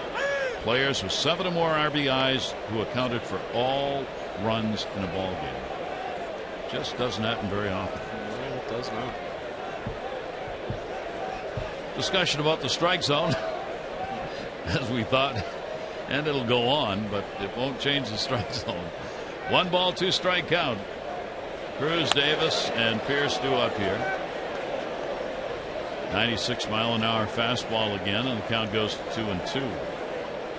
With that outside corner opening up at times for Joe Kelly, he's been really working that outer edge to the righties, even in to the lefties. So his favorite side of the plate, I showed earlier, he is on that first base side of the rubber. He really attacks that outside corner. There you see against Nelson, 4 pitches out there. Trying to work that 2-seamer back. Got to protect. You can see why the Red Sox are interested in Joe Kelly. We made the deal. Lackey going the other way in a minor leaguer. You can get location. Mike was talking about at the top where the walks have been a problem. If he can start locating the fastball a little better, that breaking ball, see why he might be certainly in contention for a starter's role. Came back with a fastball, but that's going to miss outside. That'll be the 3rd walk he has given up. Time for all you fans to tweet your photo using hashtag #MASSonFanPhotos for a chance to have it shown in a future broadcast. Brought to you by AT&T. That's the way the Orioles got their run in the second inning, picking up, getting the leadoff man on. It was Cruz. It was with a single that time. Davis has had a base hit, called out on strikes again. He comes up with the infield shift on, but at double play depth. And Chris will take the pitch down low for a ball. In the head-to-head series this season, this is game 14. Orioles are averaging 4.3 runs a game. The Red Sox 3.5. So the Orioles ERA is actually 3/4 of a run better than the Red Sox earned run average in this series. Joe Kelly's pitch count up to 88, but been pretty aggressive in the strike zone. 50 strikes, 38 balls. Coming in, we talked about his command problems. 5.71 walks per 9 innings since joining the Red Sox. Davis with the big uppercut and a 1-ball, 1-strike count. Pretty interesting to see what they do on a ground ball here. Pedroia has to be the pivot man in the middle for everybody. Bogarts, but he's got a long way to go.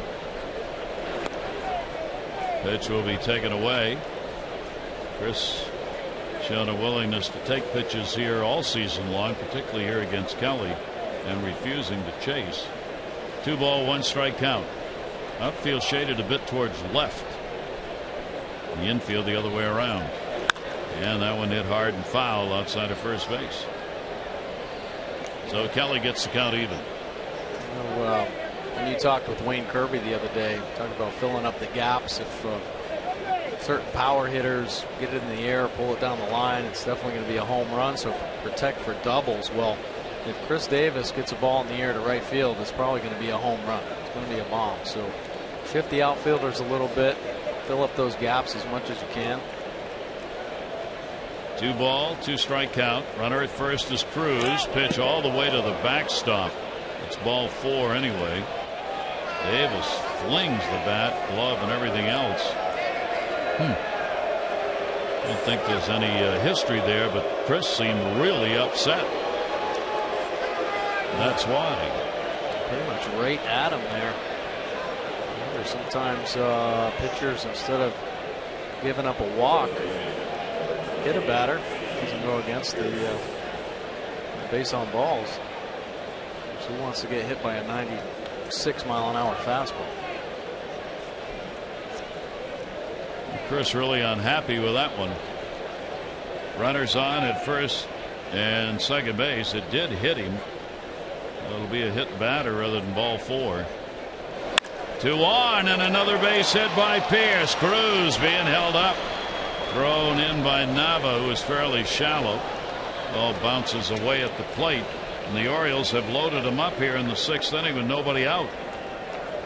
As Pierce jumped on it, he's 2 for 3 in the ballgame. Boy, a great piece of hitting here. We've seen this from the Orioles offense. They start seeing the shift. When runners get in scoring position, they make their adjustments. There's Steve Pierce pounding it the other way. Pedroia moving up the middle. Pierce beating the shift once again. So meeting at the mound now is the Orioles. A real chance again. Give themselves a big inning, and Pierce's bat is hot. Tommy Lane, the left-hander, in the bullpen for the Red Sox. Orioles now with 5 hits. This inning, though, a walk, a hit batter, and a single, creating the opportunities. 3rd hit batter by Kelly this season. And Joseph gets the chance. He has struck out and walked. Caleb came up in the 2nd inning. RBI opportunity with a couple on and struck out. A pitch will be taken for a strike. Boy, playing in at 1st and 3rd. How about that? Tight on the corners, trying to cut it down at the plate. Go for that 2-3 double play. We don't want the Orioles to have a big inning, so if there were opportunities on the corners to gun down that run and still turn a double play, Red Sox will take it. Shattered bat, foul ball. And Joseph will get some new lumber. 0-2 count. Kelly showing some good life on that 2-seam fastball. Worked the outside corner primarily, but when he wants to run it in, it's been effective for him. He's gotten a couple bats in this ball game.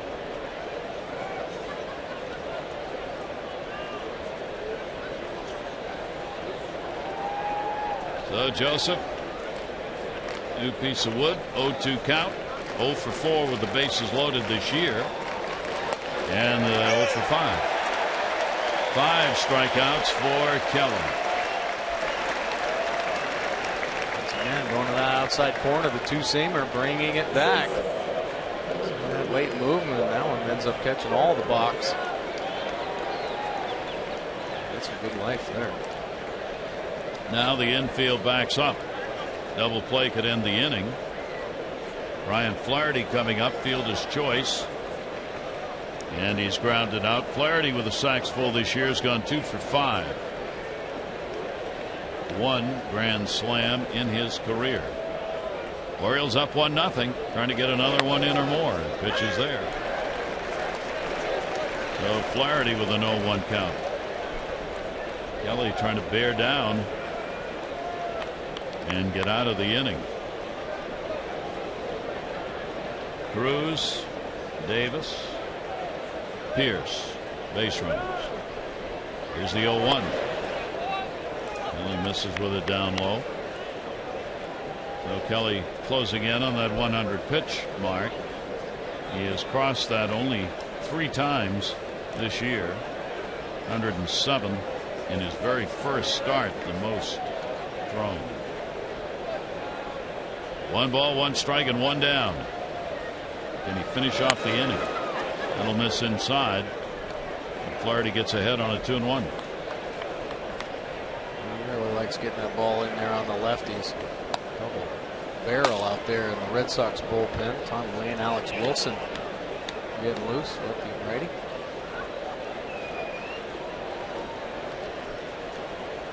Here's the 2-1 delivery on the way down to first base, played by Napoli. Bogarts relay to first, gonna get away, and another run will score. So the Orioles are gonna get 2. There'll be an RBI for Flaherty on the fielder's choice, and the other will score on a throwing error as they went for the double play. Cruz had already crossed, Davis crosses, and the Orioles have a 3-0 lead. Kelly tested again. Get over to cover. You see Napoli stepping up, trying to cut down that distance. It's a little lane, but Pierce on the end going in hard, gets a piece of Bogarts. That's why the ball gets spiked at first base, and Kelly can't come up with it. Nice job by Steve Pierce breaking up the double play there. Getting on a run, stopping him from turning that double play. Big play by Pierce. And the Orioles, a little help right there, take a 3-0 lead. Flaherty is now on at second base. And the pitch will be taken for a strike. Jonathan Scope. Ball gets away. That's why you back it up. Ball's alive. Pedroia there and prevents Flaherty from moving over to third. Pedroia does everything as fundamentally sound as possible in the middle of the infield. Right there, never taking his eye off the baseball. A lot of middle infielders turn their back when the catcher throws. And a swing and a miss on a pitch away. And the count goes to 2 strikes. That one at 84 miles an hour.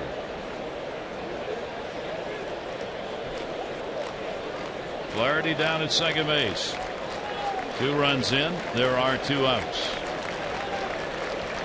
And an 0-2 on Scope, and he goes after one further outside. So Kelly gets 6 strikeouts, but the Orioles are going to pick up a couple of runs, doing it on only 1 hit and an error, and leaving only 1.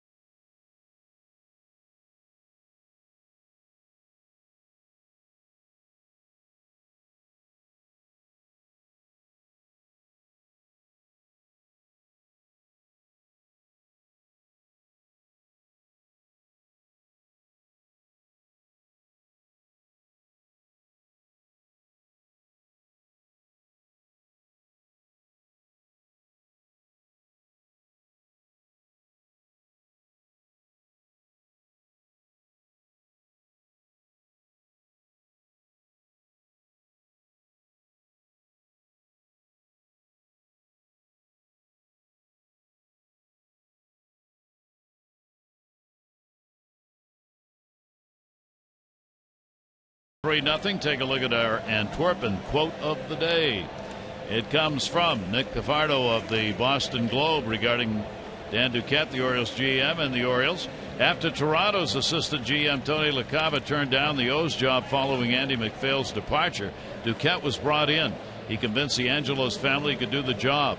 It's been a fun year, but we have a long way to go, Duquette said. We need to win the division and do well in the playoffs. Our goal is to win the World Series, said Nick Cafardo. Not many people 10 years out of the game get the chance to utter those words. Visit the new Antwerpen facility, Route 32, Clarksville.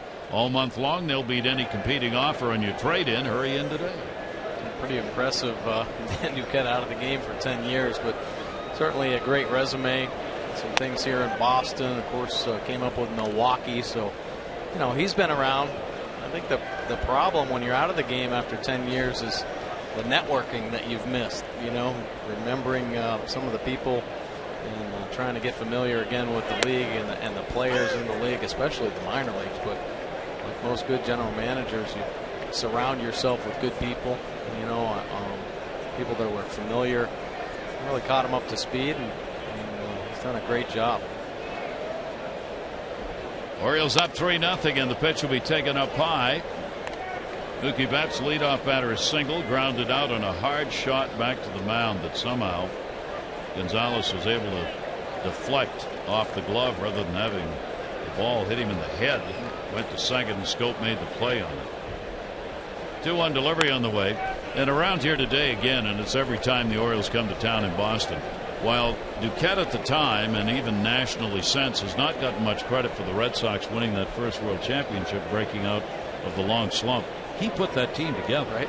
I mean, most of it was already here.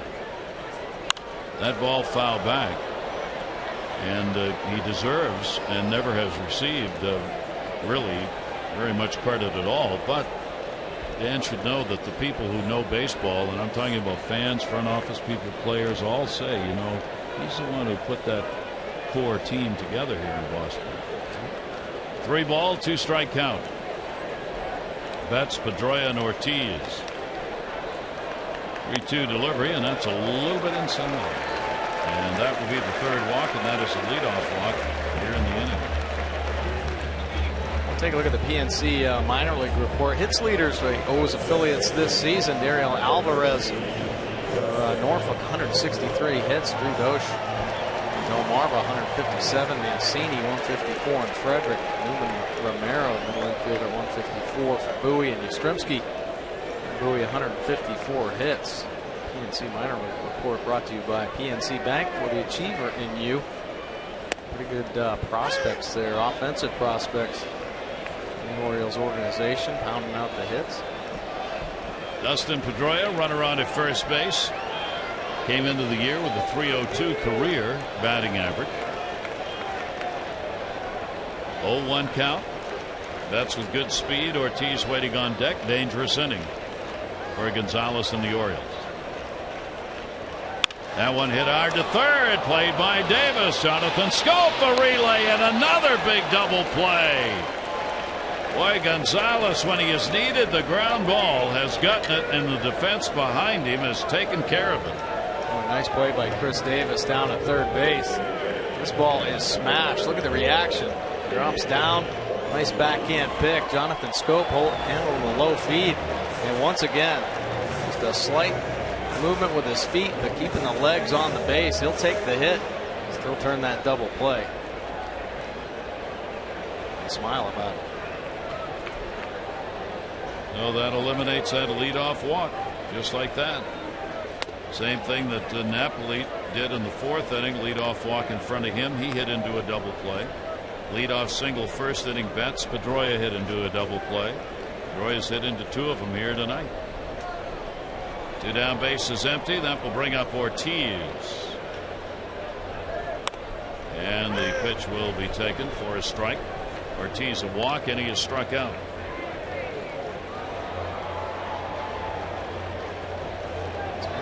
Very efficient. 7 pitches, 66% fastballs. Trust on that pitch. Ortiz takes it up. 2-ball, 1-strike count.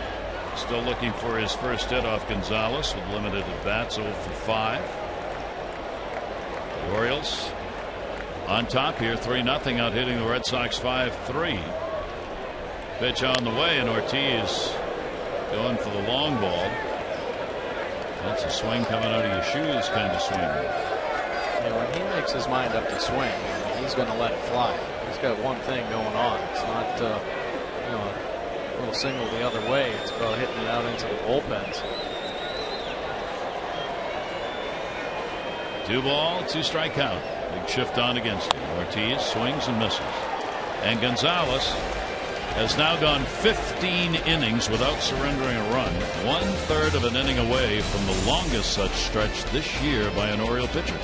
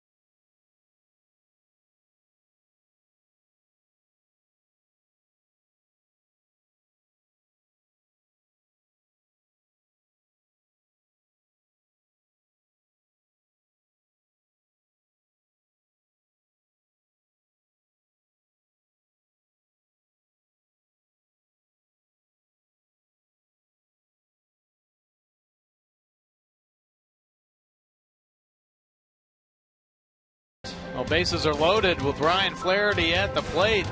He gets the ground ball to Napoli, but take a look at Steve Pearce going into Bogarts hard, causing the wild throw. Kelly can't come up with it. The Orioles creating some space as Cruz and Davis score on the error.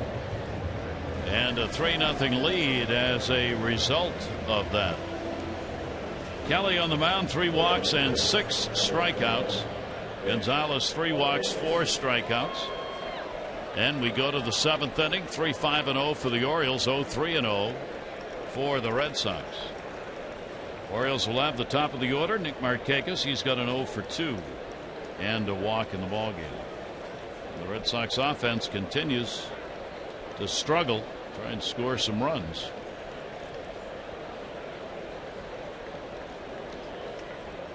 Pitch on the way to Markakis, and he will foul it off. Coming into this ball game, the Red Sox rank next to last in the league in both average and runs. They are 12th in home runs. There's just no offense there. John Farrell's team, any on base percentage is from walk. Well, there's another one behind him.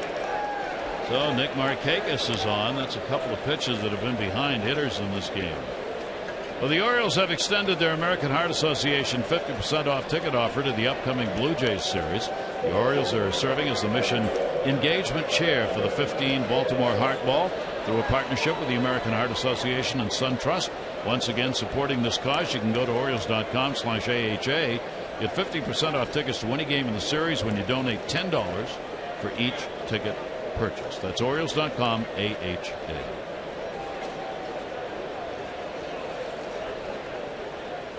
In at third base, way in, is Middlebrooks. And trying to slice one down there. Diaz fouls it away. Middlebrooks thinking potential bunt here with Diaz. He laid one down earlier in the ball game. Buck Showalter thinking, okay, we got a 3-0 lead here. There's a big hole open on that first base side with Markakis in the bag at first. Take a shot. Stay aggressive offensively. Don't have to give up outs here. 1 for 3 Diaz tonight. There's the bunt. Popped it up. Look out. Not quite. Ross trying to get around Bill Miller, the home plate umpire. It's a situation where for Miller there's nowhere to go. This gets tied up. Diaz more of a bunt for a base hit. Looked like he was trying to bring that with him. There you see Ross getting tied up. Plate umpire Bill Miller. But a tough play anyway, even if it was a clear shot. So the count will go to 2 strikes to Diaz. And again, you see the impact speed has in the game with Diaz. Forces defenses to do things a little bit differently when you know the guy's got speed and might lay a bunt down. That ball's going to go to second base. Broken bat. Pedroia. There's one relay. Bogarts not in time. That's the 3rd time tonight the Red Sox have had a chance to get a double play and have not been able to pull it off. I don't wonder why. I mean, is the internal clock off? Are they just not pursuing the baseball? This is off the end of the bat. It dies a little in the grass, but I think Pedroia handles it fine. The turn, it's short, may have been a little long because the throw was up. Of course, Diaz hustling down the line out of the left-hand batter's box, gets out there a little bit quicker. So Diaz is on. 1 down. Jones 0 for 3 in the ball game. Ground ball, fielder's choice, and a strikeout in this one. Kelly up to 107. Diaz goes. Here's the throw. Ross into center field all the way. Going to go to third. Picked up Betts. His throw to Hopper, not in time. So Diaz will be credited with a stolen base. An error charged on Ross allows him to move up. The jump by Diaz.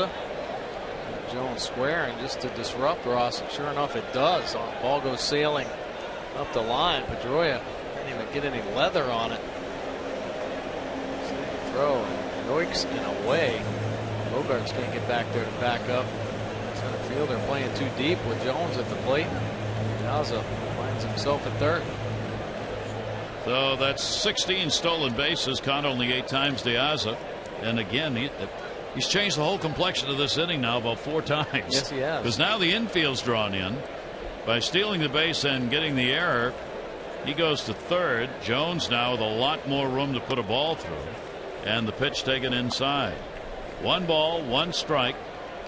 Runner on at third base and only 1 down. So Diaz adds a little oomph to the Orioles offense in a lot of different ways. Adam, 324 runners in scoring position, just couldn't lay off that pitch. Foul tipped that, and a 1 ball 2 strike count on him. Adam wanted to get to that fastball in the inner third, but he starts to think about that swing. It's a little too late. By that time, it's already boring in on the hands, and then tries to hold up a little bit. Foul ball, now finds himself behind. Adam, 9th in the league, starting today with runners in scoring position. 1 ball 2 strike count. Infield stays in tight, and the pitch will be outside. So the count at 2-2. Kelly, this season in his 13 starts, averaging 95 pitches per start, season high 107. Tonight, Farrell let him go, 112 pitches. 2-2 delivery on the way and fouled away. I asked John Farrell before the game, I said, look at the call-ups you've got. Is it that you get to get a better look at them and that's what matters, or they get to get a feel of the game? Which do you think is more important this time of year with call-ups? He said it's about players getting a feel for being at the major league level, especially obviously if they're here for the first time or they have only been here maybe once before in a quick call-up. He said we get a look, but he said it's not a long enough look to make a lot of decisions on it. Yeah, I mean, you really can't get the full feel until they're tested. You know, some of the tougher ball games, the travel, everything. But granted, there are a lot of young players that they don't. It takes a while for them to feel comfortable, feel like they belong at the major league level. And, you know, they're out there on their own, on an island, trying to prove they belong in the big leagues. I mean, we've seen that with some of the Orioles players. Brad Brock comes to mind. I think he was uncomfortable for a while. That ball to left center field. Tagging up at third. Ball, it's dropped. Ball was dropped. Trying to get the exchange away in time to maybe make a play, which wasn't going to happen. Not on Diaz. So Diaz scores, and the Orioles lead at 4-0. Just taking his eye off the ball right at the end, trying to get himself in a position to do an attempt. And take a look. There it goes. The end of the glove. I mean, take the outs when you can. It's just trying to do too much. That's Cespedes, who loves to show that cannon off, and boy, he's got one. He's got 15 outfield assists, but you got to catch the ball first, and he got over anxious on that. That's going to be the 3rd error charged to the Red Sox in the game. 2 of them are in this inning. And this is kind of a snapshot of the Red Sox season that you're looking at. Now 4-0. RBI will be credited to Jones on the sac fly, and the pitch will be taken, and then he reaches on the error. Adam gets the job done.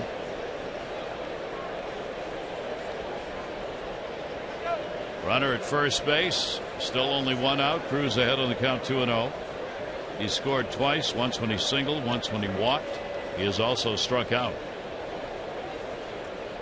Delivery to Nelson, he's taking, and it is in there for a strike.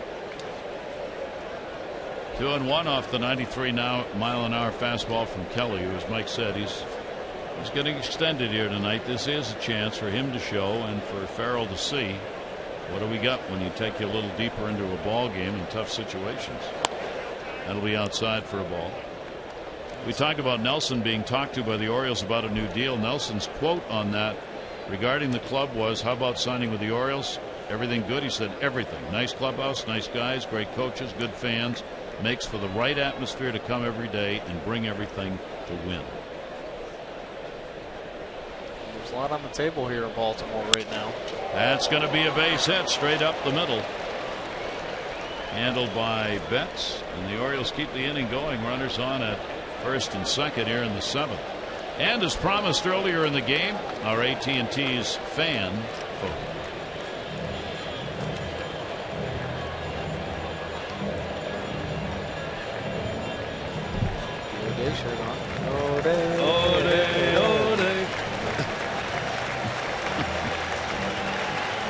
will be it for Joe Kelly, as the Red Sox will have to go to the bullpen, and the Orioles have extended their lead. This call to the bullpen brought to you by M&T Bank.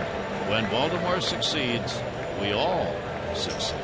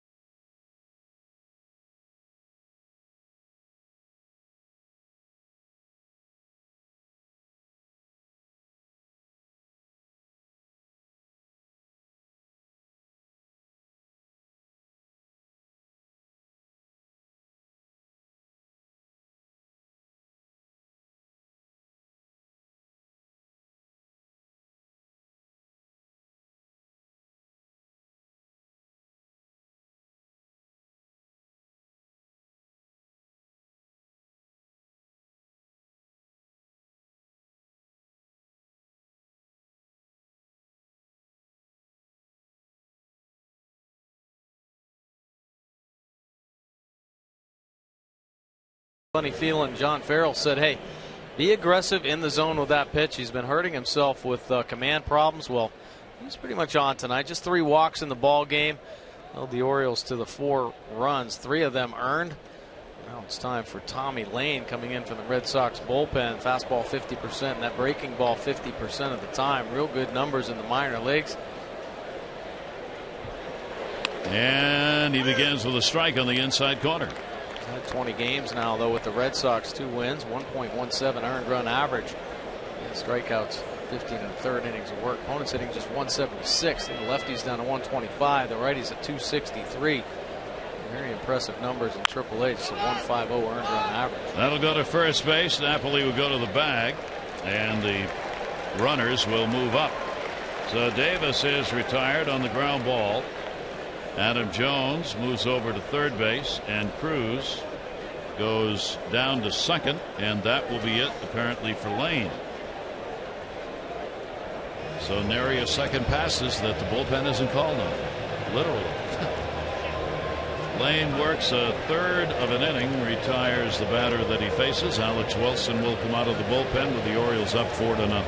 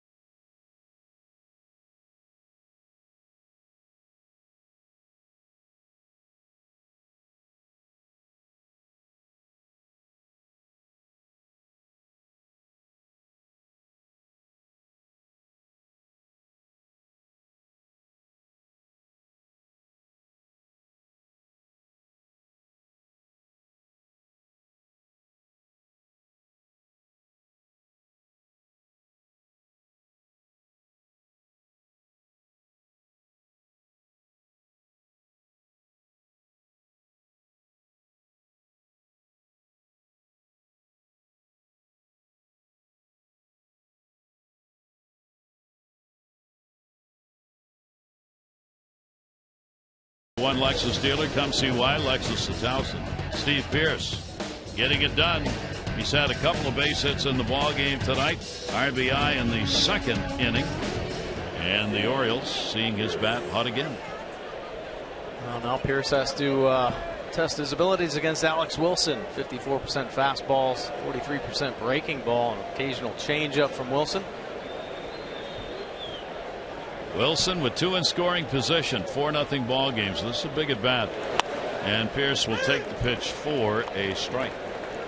Wilson's been up and down quite a few times with the Red Sox this season. 11 games with a win, 2.70 earned run average.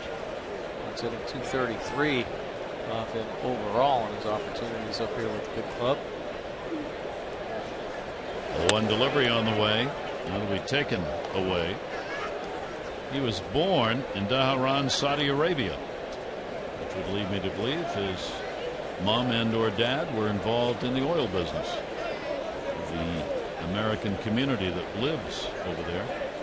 He went to school though back here in the U.S. West Virginia. Swing and a miss. Good breaking ball down and away. Pierce with a 1-ball 2-strike count. Now the shift moves even more pronounced at short, at least. Bogarts goes deep in the hole and more towards the line, playing him to pull even more on a 1-2 count. Interesting. Yeah. Pierce has gone the other way. And he's gone. Flips the bat, flips the helmet. And that will do it. 7th inning stretch time here at Fenway. The Orioles have a 4-0 lead.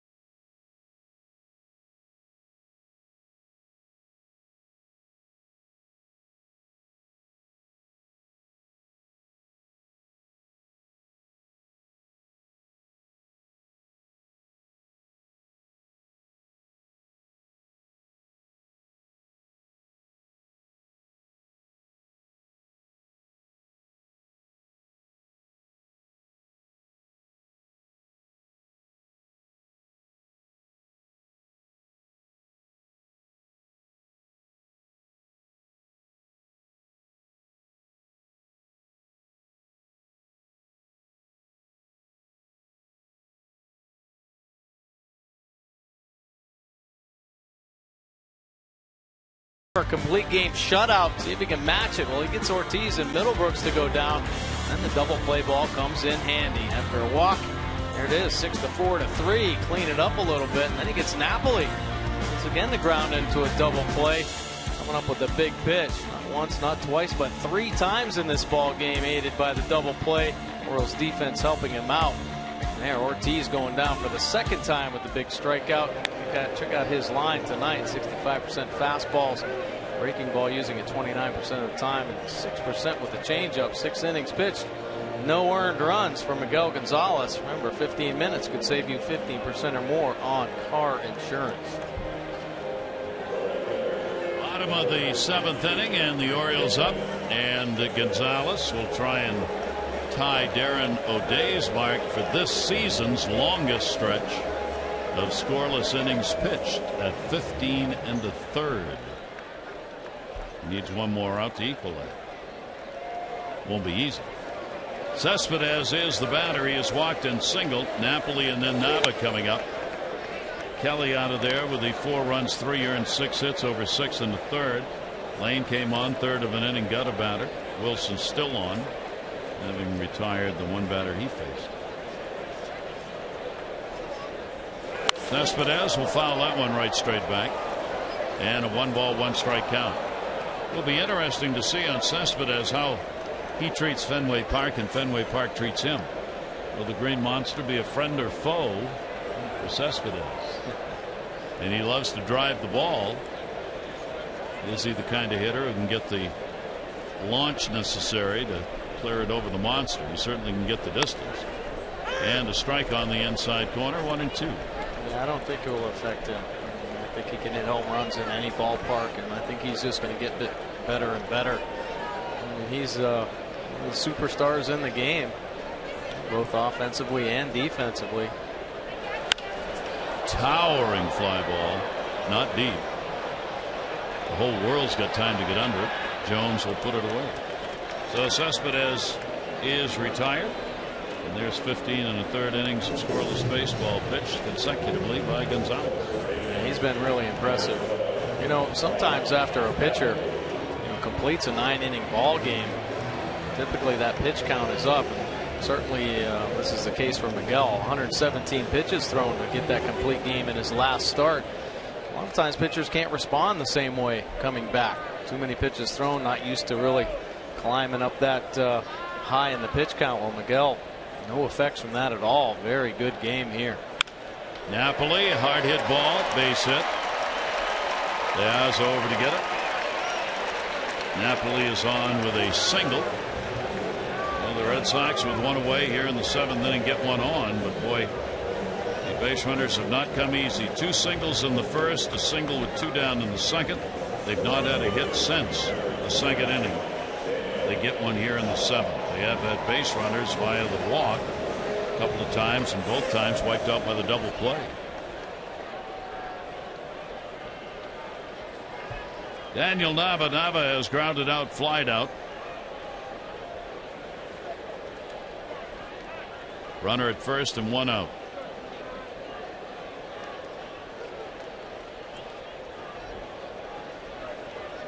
Miguel would like to get another one of those double plays here in this situation.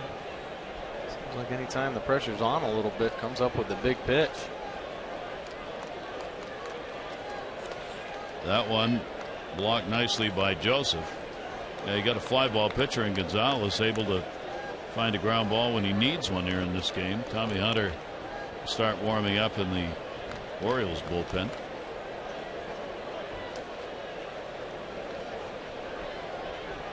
One 0 count, one away. Very short lead at first for Napoli. Gonzalez delivers, and the pitch will be there for a strike. Nava's grounded into 5 double plays this year. Nice little backdoor slider. Shows that good command of all of his pitches. On a nice run. Very consistent from McGill. 1 ball, 1 strike. 1-2. And Nava will step out and think about it again. 84-mile-an-hour slider. It's stayed up. He couldn't go after it. Yeah, you see on the Nissan pitch track, Miguel helped out a little bit. That third pitch up out of the zone, but the slider caught well. Caleb Joseph helping him out back there. Of course, home plate umpires had a bigger zone today. That one will be foul back. Joseph slams his fist into the mitt, wishing he could have held on to that for the 3rd strike. 1-2. Yeah, these are frustrating for catchers. I mean, they pride themselves on hanging on to some of the foul balls. And that one, when it catches the leather, they think they should come up with it. No. We'll see how you can catch that. I don't either. Need a Hoyt Wilhelm mitt in order to catch that one. 1-2, 1 out. Gonzalez delivers to him, gets a ground ball, but that's going to be a base hit. At second, Napoli will make a turn. Marquez though will hold it. So the Red Sox try and get it going here in the 7th inning. 2 singles with only 1 away. On Saturday, September 20, the first 20,000 fans 15 and over get the Orioles knit cap. Celebrate Fan Appreciation Weekend. Catch the Birds one more time before the close of the regular season. Every game matters as the Birds look to lock up the American League East. Play for home field advantage. For tickets, Orioles.com or 888-848-BIRD. September 20, Orioles knit cap night. reaching the 100 pitch mark. Runners at first and second. Bogarts 0 for 2 at a towering fly ball to left his last time up. Just missed a home run. Fouls that one back.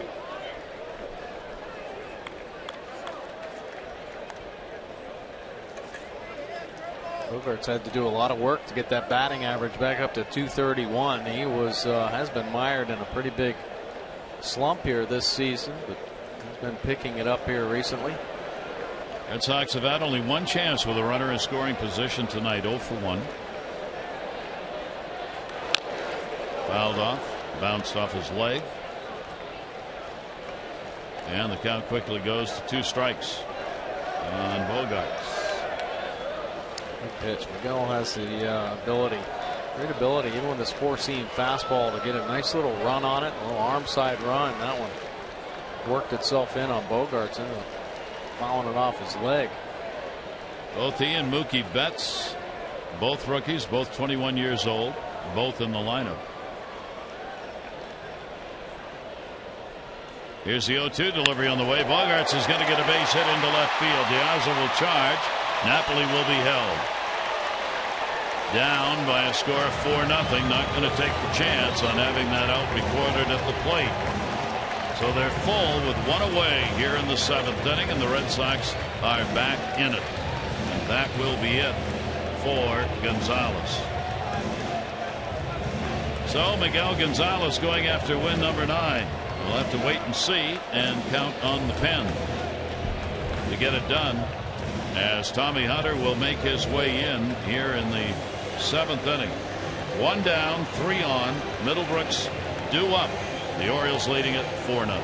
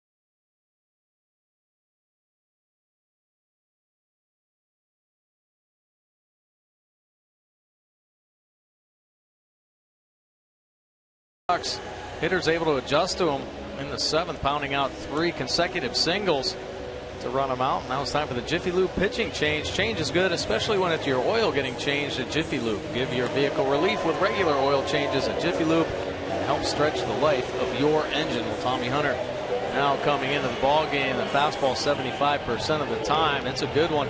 Mid to high 90s in the breaking ball. Power curve. He'll also throw a little cutter slider off the fastball. 51 games, 3.38 earned run average, 11 saves, but 39 punch-outs in 53 and a third innings of work. Opponents hitting 253 overall. Righties 240, lefties at 265. Tommy's been on his ball game, just 3 walks in the last 29 outings, covering 34 and a third innings of work. Middlebrooks has been a very tough out for him. Bases are loaded, and the pitch will be taken away for a ball. Middlebrooks is 4 for 7 with a home run off Hunter. He stands in with 1 down. Napoli, Nava, Bogarts, base runners all picking up singles after Cespedes flied out to start the inning. Hunter with a 1-0 pitch to him. That's outside, scooped up by Joseph. And the count goes to 2-0. Tommy this year against the Red Sox, this is game number 6. He's worked 6 innings, given up a run on 5 hits, a walk and 4 strikeouts. Red Sox average against him is .217 in those 6 innings that he's worked. 2-0 count. Delivery on the way. That gets away. Runner will stay at third. Could have scored on that, but Napoli got no jump. He took a little hop step in and then stopped, and once he did that, he was going to stay there. Yeah, sometimes a real tough read for a runner at third base. The angle isn't quite right. Going right down the line. Of course, Caleb Joseph and the ball in the way, so he really can't pick it up. He can't tell the depth. Sure enough, the ball goes all the way to the backstop. Probably could have walked in there uncontested. No place to put him, and a 3-0 count. Middlebrooks will wait on it, and it is in there for a strike. And it goes to 3-1. Ross waiting on deck, bottom part of the order for the Red Sox. Here in the 7th inning, a real chance to get back into the game. Each team's got 6 hits. Runners the responsibility of Gonzalez. Backing out is Middlebrooks.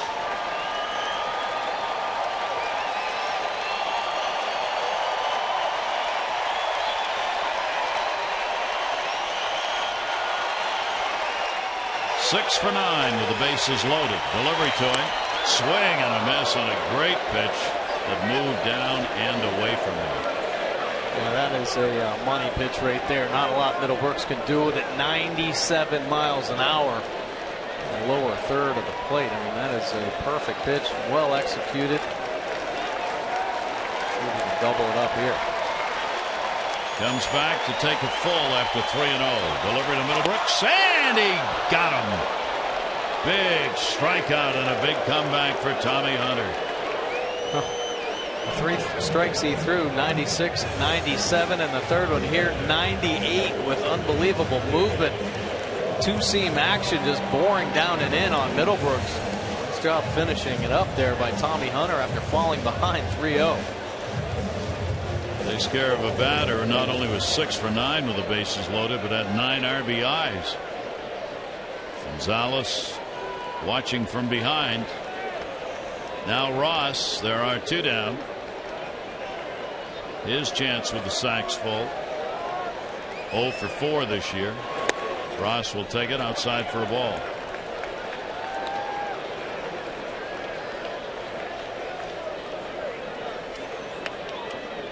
Red Sox left 2 in the first, 1 in the second. Have not stranded a runner since then. 1-0 delivery on the way. Ross will foul it off. This is what we talked about earlier. Last in the league batting average with runner in scoring positions for this Red Sox team. And Tommy Hunter's trying to add to that misery right here. And when everybody's kind of scuffling with runners in scoring position, it just becomes contagious. Everybody tries too hard instead of just trusting themselves. Ross taking a strike. He's arguing about it, but that looked pretty good. 1-2. Yeah, that's nasty. Well, 83-mile-an-hour breaking ball, and then here comes the heat. 98 right at the bottom of the zone. Some pretty good movement there. Just freezing Ross and right away. But look, are you kidding me? Help me out a little bit. 98 miles an hour. 1-2, 2 down. Hunter's delivery, and he struck him out. Tommy Hunter comes on, and K's 2, no runs on 3 hits, no errors. They leave the bases loaded. 7 complete, and a 4-0 Orioles lead.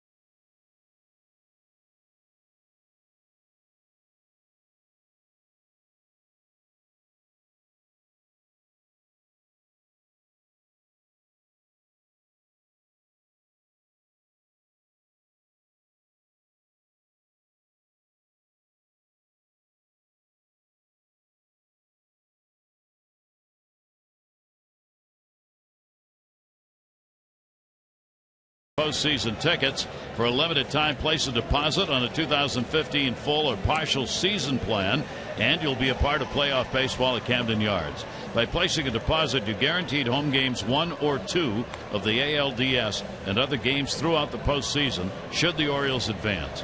Go to Orioles.com/postseason or call 888-848-BIRD. As the Orioles battle within the division this season, they hold, as you would expect, a very solid number against division opponents, percentage-wise at the top. Yeah, 34-22, third best record versus own division in Major League Baseball. So typically a very tough division. The Orioles handling it very well. Ball first pitch seen to Joseph will go to left. Cespedes is under. One away in the 8th inning, and a Bronx cheer after Cespedes had gotten charged with an error earlier. Here's our Krieger Eye Institute Orioles upcoming schedule. From routine to the most specialized eye care, LifeBridge Healthcare's Krieger Eye Institute handles it all. Call 410-601-2020 for a same-day appointment.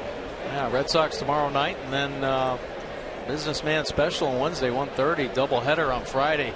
Back home against the Yankees, day-night doubleheader. Yankees in the weekend.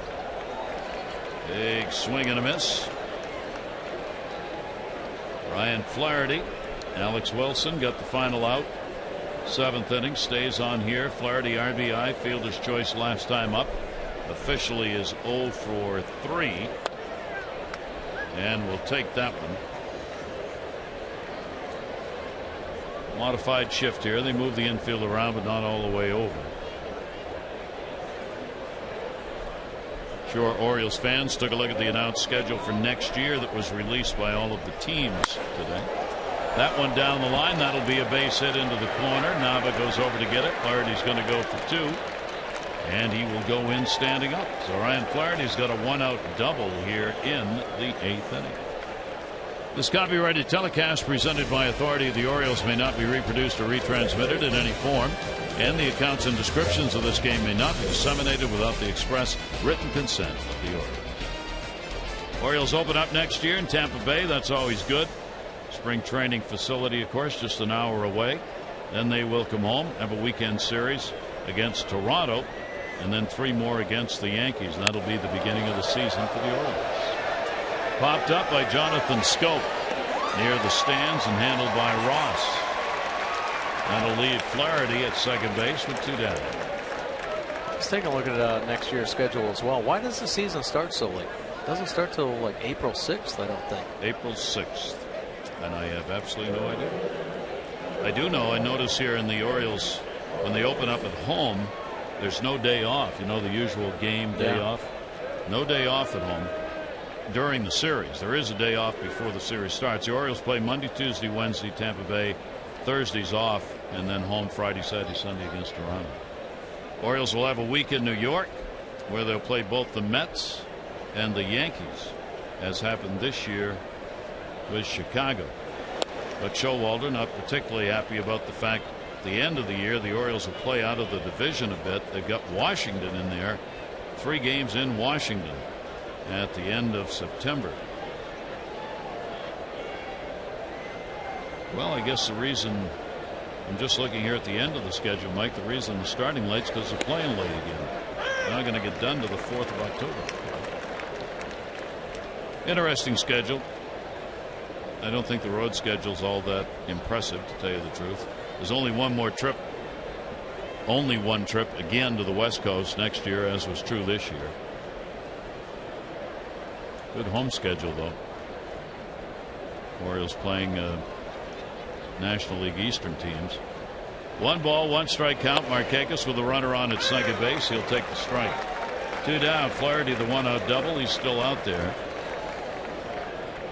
Nick is 0 for 2, a walk, and been hit by a pitch.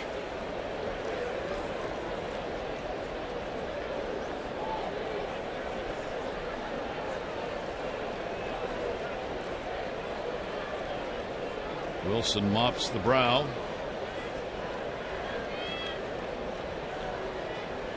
Buck Showalter giving Markakis the full day yesterday, get his legs off the turf, and maybe this cooler weather keep the players fresh as well. Certainly won't hurt. No. Weather's supposed to be magnificent here for the 3 days.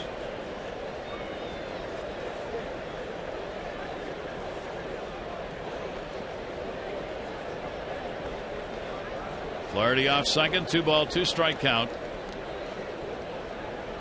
Wilson's delivery to Markakis will be chopped to third. Middlebrooks will go to first and get the out. No runs, 1 hit, no errors, and base runner left on at second. Bottom of the 8th inning and the top of the order for the Red Sox.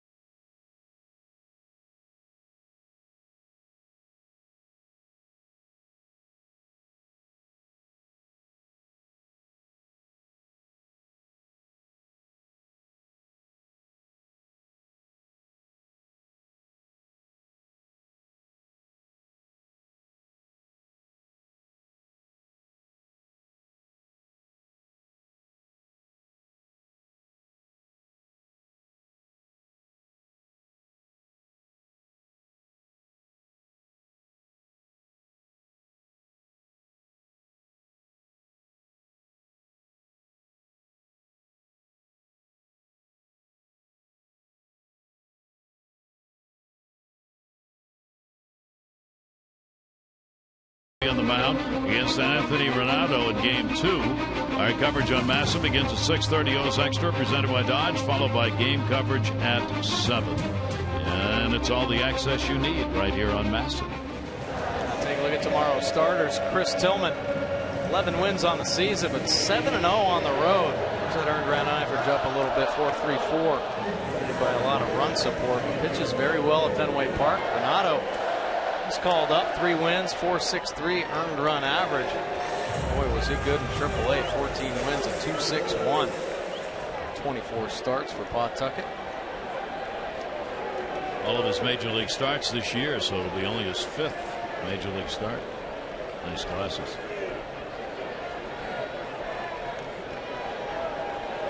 Red Sox bat in the bottom half of the 8th inning. The Orioles combine now. Gonzalez and Hunter working on a shutout. Gonzalez ended up no runs, 6 hits, 6 1/3, 3 walks, 4 strikeouts. Tommy Hunter coming on, striking out 2 with the bases loaded to end the 7th inning. That will be fouled back. Mookie Betts, a base hit, a walk, and he is grounded out. 5-game hit streak for Betts. Red Sox best chance though came in that 7th. They'll be hard pressed to redo the opportunity with the bases loaded and 1 out. 0-2 delivery on the way and a chopper foul. It was a pretty impressive job by Tommy Hunter coming in to really close the door. 2 punch outs there to finish up that 7th. Brian Mattis now getting loose in the Orioles bullpen. 0-2 count. Hunter trying to make it 3 Ks in a row. Pitch out on the way in the dirt. Red Sox did not have Brock Holt available. Their infielder, flu symptoms yesterday and today. John Farrell had a couple of players not feeling very well yesterday. Was hoping it was not going to be something that would run through the clubhouse. So far so good. Ball will be hit in the air to center. Jones started back. That wind's blown a few in. That's his retired one away in the 8th inning. Pedroia and Ortiz due up for Boston.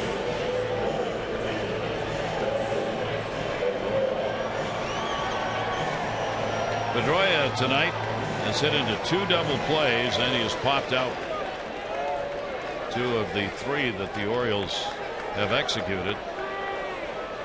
6 have been left on by Boston, 3 in scoring position. Orioles have left 9 on base in the game. Pedroia now 278 on the year, and against the Orioles he came in with a 377 batting average this season. Outside corner strike delivered by Hunter. I think it's safe to say Pedroia having an off year offensively as well. Last season, a lot of things working in the Red Sox favor. So many offensive players having career years. Keep that offense consistent, powerful. Straight back over the screen and out of play. Koji Uehara, of course, the former Oriole closer for the Red Sox, or was, is not anymore. I asked John Farrell about him today, and he said he's not injured. He's available to pitch. He will pitch some more. He said his arm slot's the same, but Koji's splitter is not moving. John said we don't know why. Still trying to figure out what to do, whether it's a mechanical. He said it looks like we've gone through the windup, we've gone through his position, we've gone through his release slot. Everything looks the same, but the splitter just stays there. Yeah, he has been getting rocked every time he comes in now. He has been giving up some runs, 10 runs. He's only given up 18 runs all year, but 10 in his last 6 games. And the long ball, which Koji just didn't give up when his splitter was working, you couldn't pick it up. So we wish him well, not necessarily over the next 2 games, but no, great guy, and has been an outstanding closer for them. They're just going to rest it a bit and get him into some games and see what it looks like. He's been their go-to guy the last few years. There might be some fatigue getting into that arm. Hunter's delivery, a high heater, and he goes after it, and Pedroia is retired. And Tommy Hunter throwing the cheese here. Caleb wants it down and away, but 98 works up and away as well. It's Pedroia trying to get on top of that, but it is wide. And that will do it for Tommy Hunter, with Ortiz coming up. So Hunter works an inning and a third, ends up striking out 3 of the 4 batters that he faced. Brian Mattis will get to face David Ortiz.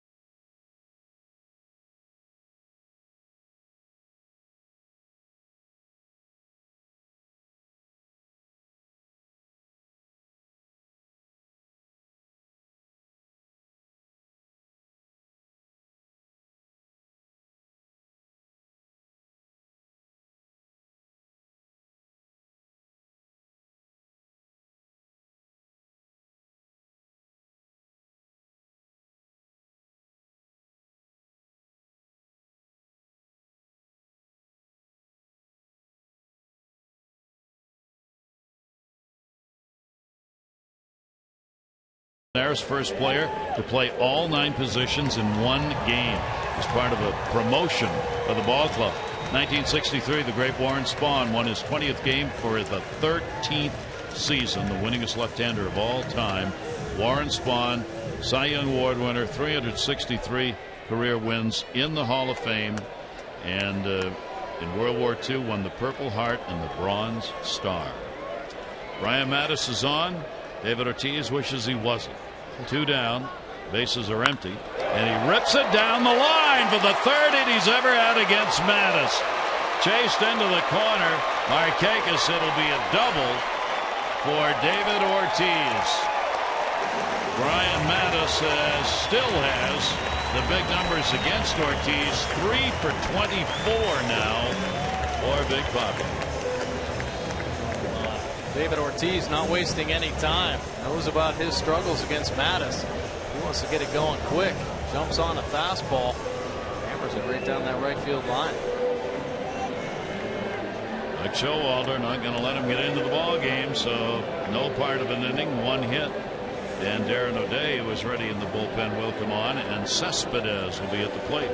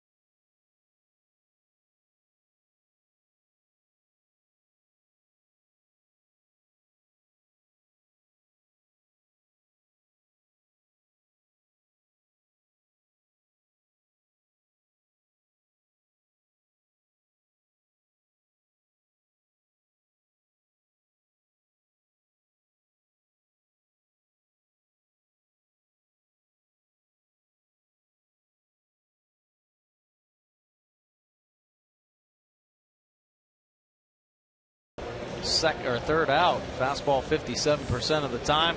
Breaking ball 42% of the time. The sweeping slider. Very rare changeup.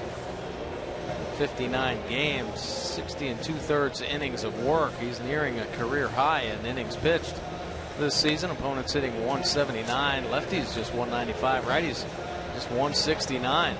Aaron O'Day, last couple outings, right at command of that fastball. Something we haven't seen. Showalter hoping to get back on track here in this start yesterday versus the Rays. 3rd of an inning, gave up a hit and a walk. So Day had a little bit of a twinge with that hamstring, but fortunately and hopefully only the couple of days rest required. Runner at second. Ortiz. Cespedes a walk, a single, and he's flied out. Day's delivery, and that'll be taken outside.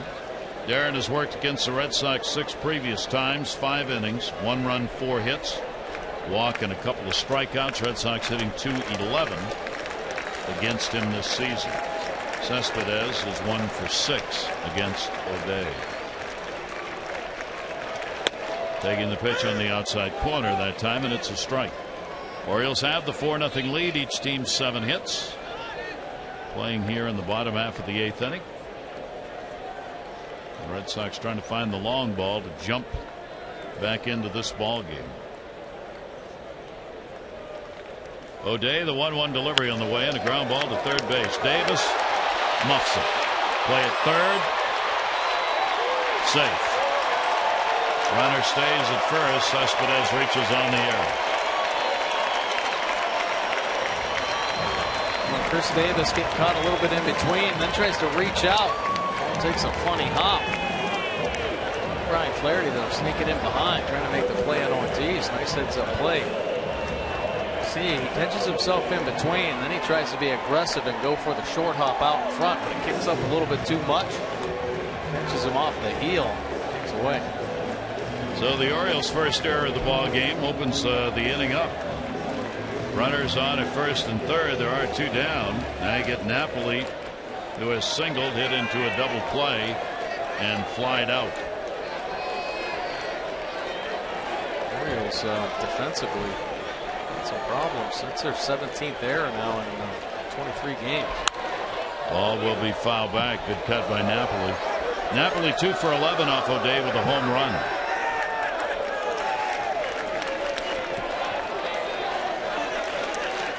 Yeah, the errors have extended a number of innings of late. We've had 4 errors committed. The Red Sox 3 of them, and 1 unearned run for the Orioles. Napoli, infield shift on against him, cuts through the heater up top.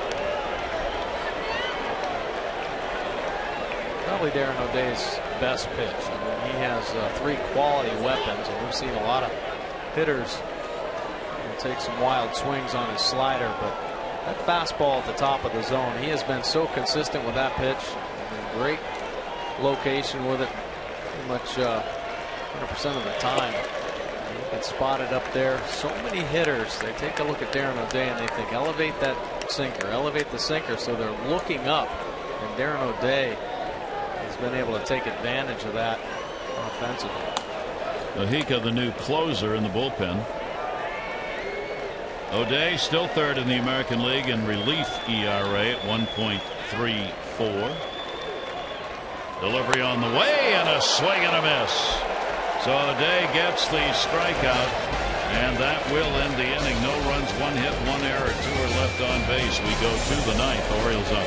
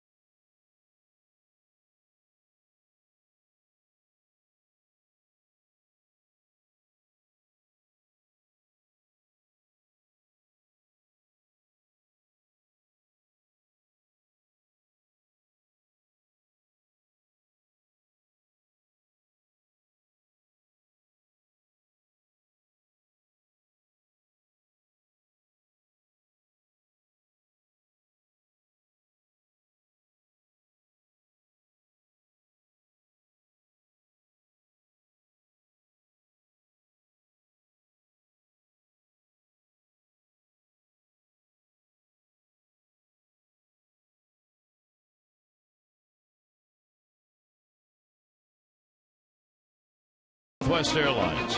Find Southwest Airlines fares online only at southwest.com and by visit Annapolis.org. Find it here. Enter to win an autumn weekend in Annapolis. Go to visitannapolis.org for details. Gary Thorne and Mike Bordig at Fenway. The Orioles 3 outs away from putting away their 84th win of the season. They have the 4-0 lead. We go to the 9th inning. They'll try and add to that. Alex Wilson will stay on the mound. He's given up just 1 hit in an inning and a 3rd pitch, the double Flaherty. Diaz at the plate. Diaz has had a single, reached on a fielder's choice, stole a base, and scored in the 7th inning. Had an impact on the ball game. In at 3rd base again is Middlebrooks. Wilson will step off. Without the Yankees are not playing tonight, so the Orioles, if they can get the victory, will cut that magic number to 11. Pitch on the way will catch the outside corner. 1 ball and 1 strike.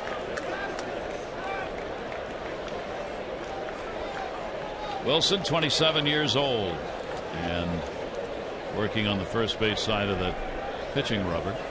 Delivery on the way. Trying to cut across the plate on that outside corner from that angle. 2-1. Yeah, a lot of pitchers set up differently, and the reason why they try to find a way with their release point and their delivery how to create different angles. Right now, you've seen starting pitcher. He was over on the first base side as well. Maybe just they like that glove side. Here trying to cut across the plate. That outside corner. I don't know if it goes further back, but certainly Javi Lopez and the Atlanta Braves, Maddox, Smoltz, Glavine were in our time at least the most pronounced at doing that. Argumentatively, illegally, Javi Lopez half the time had one leg or both out of the catcher's box, setting up angles that really mattered and made a difference. And those guys were so good at pinpoint control, they could slice that plate, hitting only a portion of it without the ball ever going across the full plate. Right. Walk is surrendered here. That's the first given up by Wilson. Puts speed on here in the ninth inning. De Aza on again. He's been on with a walk, 2 fielder's choices, and a single in the ball game. There are a lot of times, I was talking to Dave Wallace and Dom Cheedy about this, that if some pitchers for one reason or another start to get hit around a little bit, one of the adjustments they make is just where they throw off the rubber. I think they worked with Wei-Yin Chen on that. Chen used to be over there on the first base side, and he slid over more towards the middle. Pitch taken down low. Adam Jones. Jones reached on an error. Did have a sac fly as part of that play in the 7th inning. And the ball got dropped in the outfield. Would have been a sac fly anyway, so we get credit for it. 1-0 pitch on the way, and there's a silo shot. Ross didn't see it. Turns around. There it is. He didn't have to move more than 2 steps. And he didn't look up for the ball until late. Yeah, he had no idea, and then everybody starts crashing in on him. Just turns around and has to look up. It's right on top of him. And they'll bring up Nelson Cruz. Another night of impact. He has scored twice, once when he reached on a single, once with a walk. He has 2 singles in the ball game. He's gone 2 for 3. Average now at 264 with his 101 runs batted in.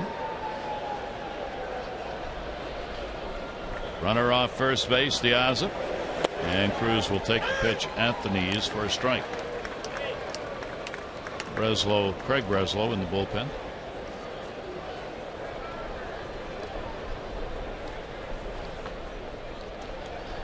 Nelson's output bigger on the road than at home this year. That has to be a surprise within the surprise. 0-1 delivery on the way to him. Everybody's saying yes, if he does well, it'll be because Camden Yards and the porch and all that. Yeah. Well, he's had 24 home runs on the road, 15 at home.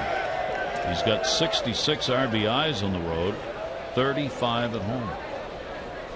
Boy, do you love having guys like that on your club, because you figure you're going to have a number of players who will do well in your own ballpark. Runner goes, swing and a miss, throw by Ross, and he got him. Not easy to do. De Aza saying no, appeal. And Buck Showalter's on his way out. So the Red Sox will stop on the foul line. De Aza making the call out there. With a quick slap tag by Pedroia. Did he get a piece of De Aza? My guess on that is if they appeal, and they're going to, they will challenge that. My guess is that's going to be one of those the call stands. We have to start betting on these now. Yeah. Whether they get a chocolate chip cookie or ice cream cone. Pretty tough to definitively tell if Pedroia actually got it on him or not. He swipes it down there and bounces out. He sells it real good, but hey, Dustin, there's replay now, but it might be a little tough to tell there. Bill Miller, the plate umpire, is the crew chief.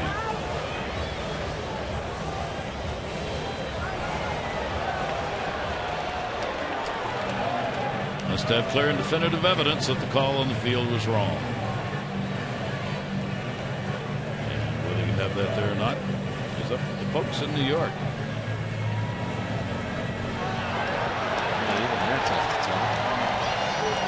Red Sox are leaving the field based on the replay just put on the board, and they can leave because it's an out. So the challenge is denied. De Asa caught stealing. Bottom of the 9th inning. Orioles need 3 outs to wrap it up.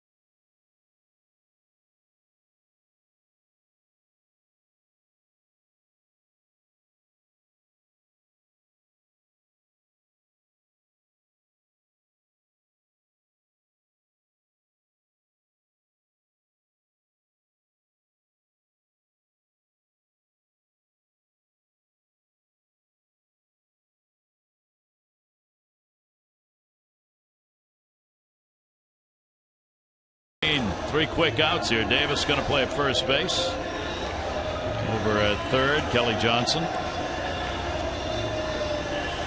Yeah, Ryan Webb now in the ball game. Fastball 58% of the time. It's a slinger 3/4 arm slot. Some good two-seam run with the fastball, the breaking ball, the sweeping slider. Changeup at 9% of the time. Ryan Webb, 43 games for the O's this year, 4.12 earned run average. 43 2/3 innings of work, 34 punch-outs, 11 walks. Ryan Webb, opponents hitting .259, lefties at .200, righties .291. Ryan Webb, he got off to a slow start with the Orioles, but had a nice solid stretch for them midway through the season. His last appearance Friday, hitting pitch, gave up a couple runs and a walk.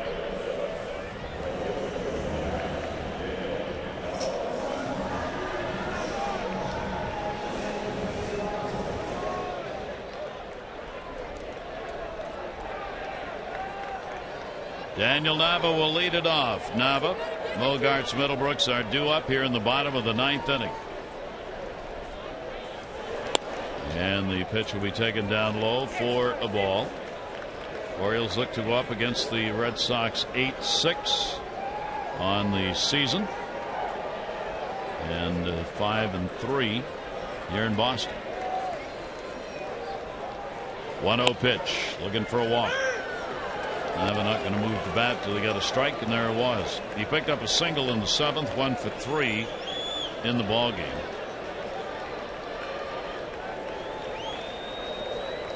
Not a save situation. Webb's delivery to him, that'll be foul back, so he comes back on him and takes the count to 1-2. Good change right there. All 3 pitches down at the bottom of the zone. Fastballs 93 and the change 83. 2-mile-an-hour difference. Look at him just filling it up down there, down and away to Nava. Nava 2 for 3 off Webb.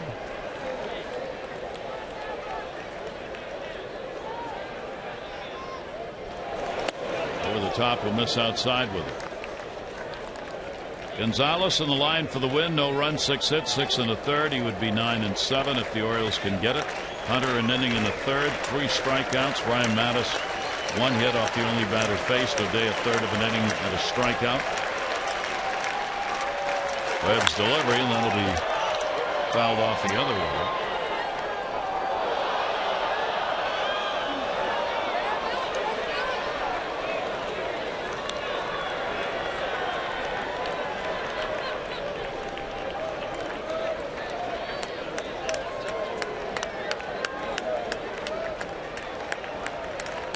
2 ball, 2 strike count. And that'll be inside. Gonzalez comes out of the ball game not having allowed a run now in his last 22 1/3 innings pitched. Wow. Big number there. And he's only given up 1 run in the 23. Just amazing performance by Gonzalez. Ground ball down to first base. Davis is there. We're covering there. So Nava's retired. 1 away. Joe Kelly, the starter for Boston. 4 runs, 3 earned, 6 hits, 6 1/3. Could be the loser. He'd be 1 and 2. And the Red Sox, they have been shut out 13 times this season. The Orioles have 10 shutouts to their credit. Bogart's up, base hit, 1 for 3. Each team's had 7 hits in the ball game, but the Orioles have been able to take advantage of them in 3 errors. A couple of hit batters didn't hurt the Orioles' offensive cause. Breaking ball will miss. You give an offense like the Orioles extra opportunities, and they're bound to take advantage of it. The Red Sox were sloppy. The 3 errors in the ball game. Pops it up, first base. Davis back. That's 2. 2 down, bottom of the 9th inning.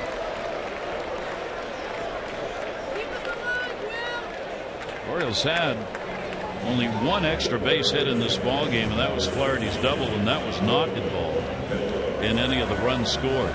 So the Orioles tonight on the 4 runs and 7 hits, getting it done with 1 extra base hit and no home runs, which they've relied on so heavily. Here is Middlebrooks. He'll take the pitch for a strike.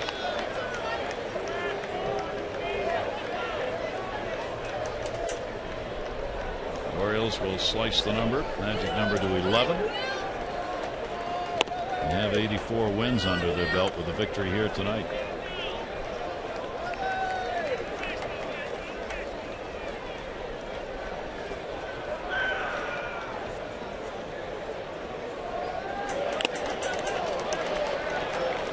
Webb looking good. Keeping that fastball down in the zone. Good velocity, 93, 94 on that last pitch. Slider looks good. Good change ups down at the bottom. 1-2 delivery, and that's the ball game. So Webb comes on and retires the side in order here in the 9th inning. And the Orioles put away another W as they beat the Red Sox by a score of 4-0. 4-7-1 for the Orioles. 0-7-3 for the Red Sox. And the Orioles now lead in the season series 8-6 against Boston.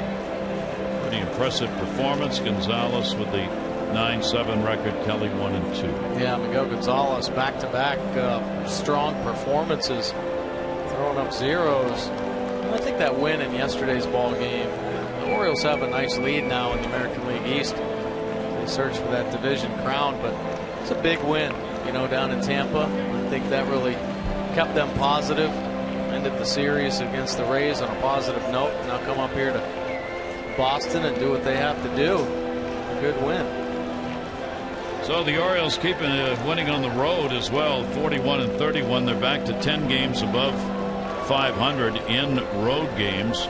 They've been so good at that this year. They came into tonight's game tied for 3rd in the American League in road win percentage with the Angels, Seattle, Kansas City, and add another one to that tonight, and the Orioles will have a chance to do more damage here and climb closer to that division title with the 3 games here against Boston, and a lot of Oriole fans on hand to help celebrate it.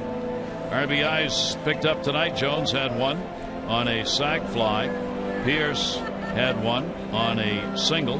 Orioles got one from Flaherty on a fielder's choice, and the other run scored on an error.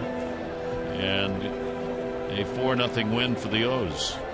Steve Pearce contributing in the ball game tonight, yet one more time with that bat with a couple of hits, the RBI. Steve, congratulations, another win.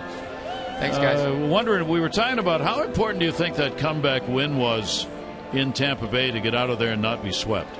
Oh, it was huge for us. It kind of brought the momentum into tonight. We kind of scuffled a little bit, but we've been resilient all year. We flush stuff, and we have a lot of fight in us. And a couple games or a couple runs, we're behind. We know we got a shot. Hey, how hard is it to come in here to Boston? You face Joe Kelly. First time you've ever faced him, and this has happened a few times this season where it's a pitcher you're not familiar with. How do you go about dealing with that? Yeah, Joe Kelly's got some good stuff. He has 4 pitches. He's tough to hit, and we just battle against guys like that. I don't think it's just me. It's like all year. We face good pitching, and we buckle down and we find ways to get the job done. Steve, would you comment on the Orioles pitching? The starters, in particular, since June 1, have been just spectacular, and Gonzalez another great outing tonight. Man, he's pitching great for us, and when he's on the mound, we have confidence, and we have that with everybody. It's just we are really gelling together as a team. We're hitting, we're pitching, and when we have a lead and we can give that ball to the bullpen at the end of the game, we know we got a good shot to win. And you did it again. Steve, congratulations for being a big part of this one again. Thank you, guys. All right, Steve Pearce joining us as the Orioles come away with the victory here at Fenway. We hope you'll join us again tomorrow. Chris Tillman on the mound against Anthony Renato in Game 2. Our coverage on Masson at 6:30 O's Extra, presented by Dodge, followed by game coverage at 7. This has been a Masson presentation. The Happy Recap, Jim and Rick Abbott O's Extra, presented by PNC, is coming up right now. For Mike Bordick and all of our crew, I'm Gary Thorne here in Boston. Adieu.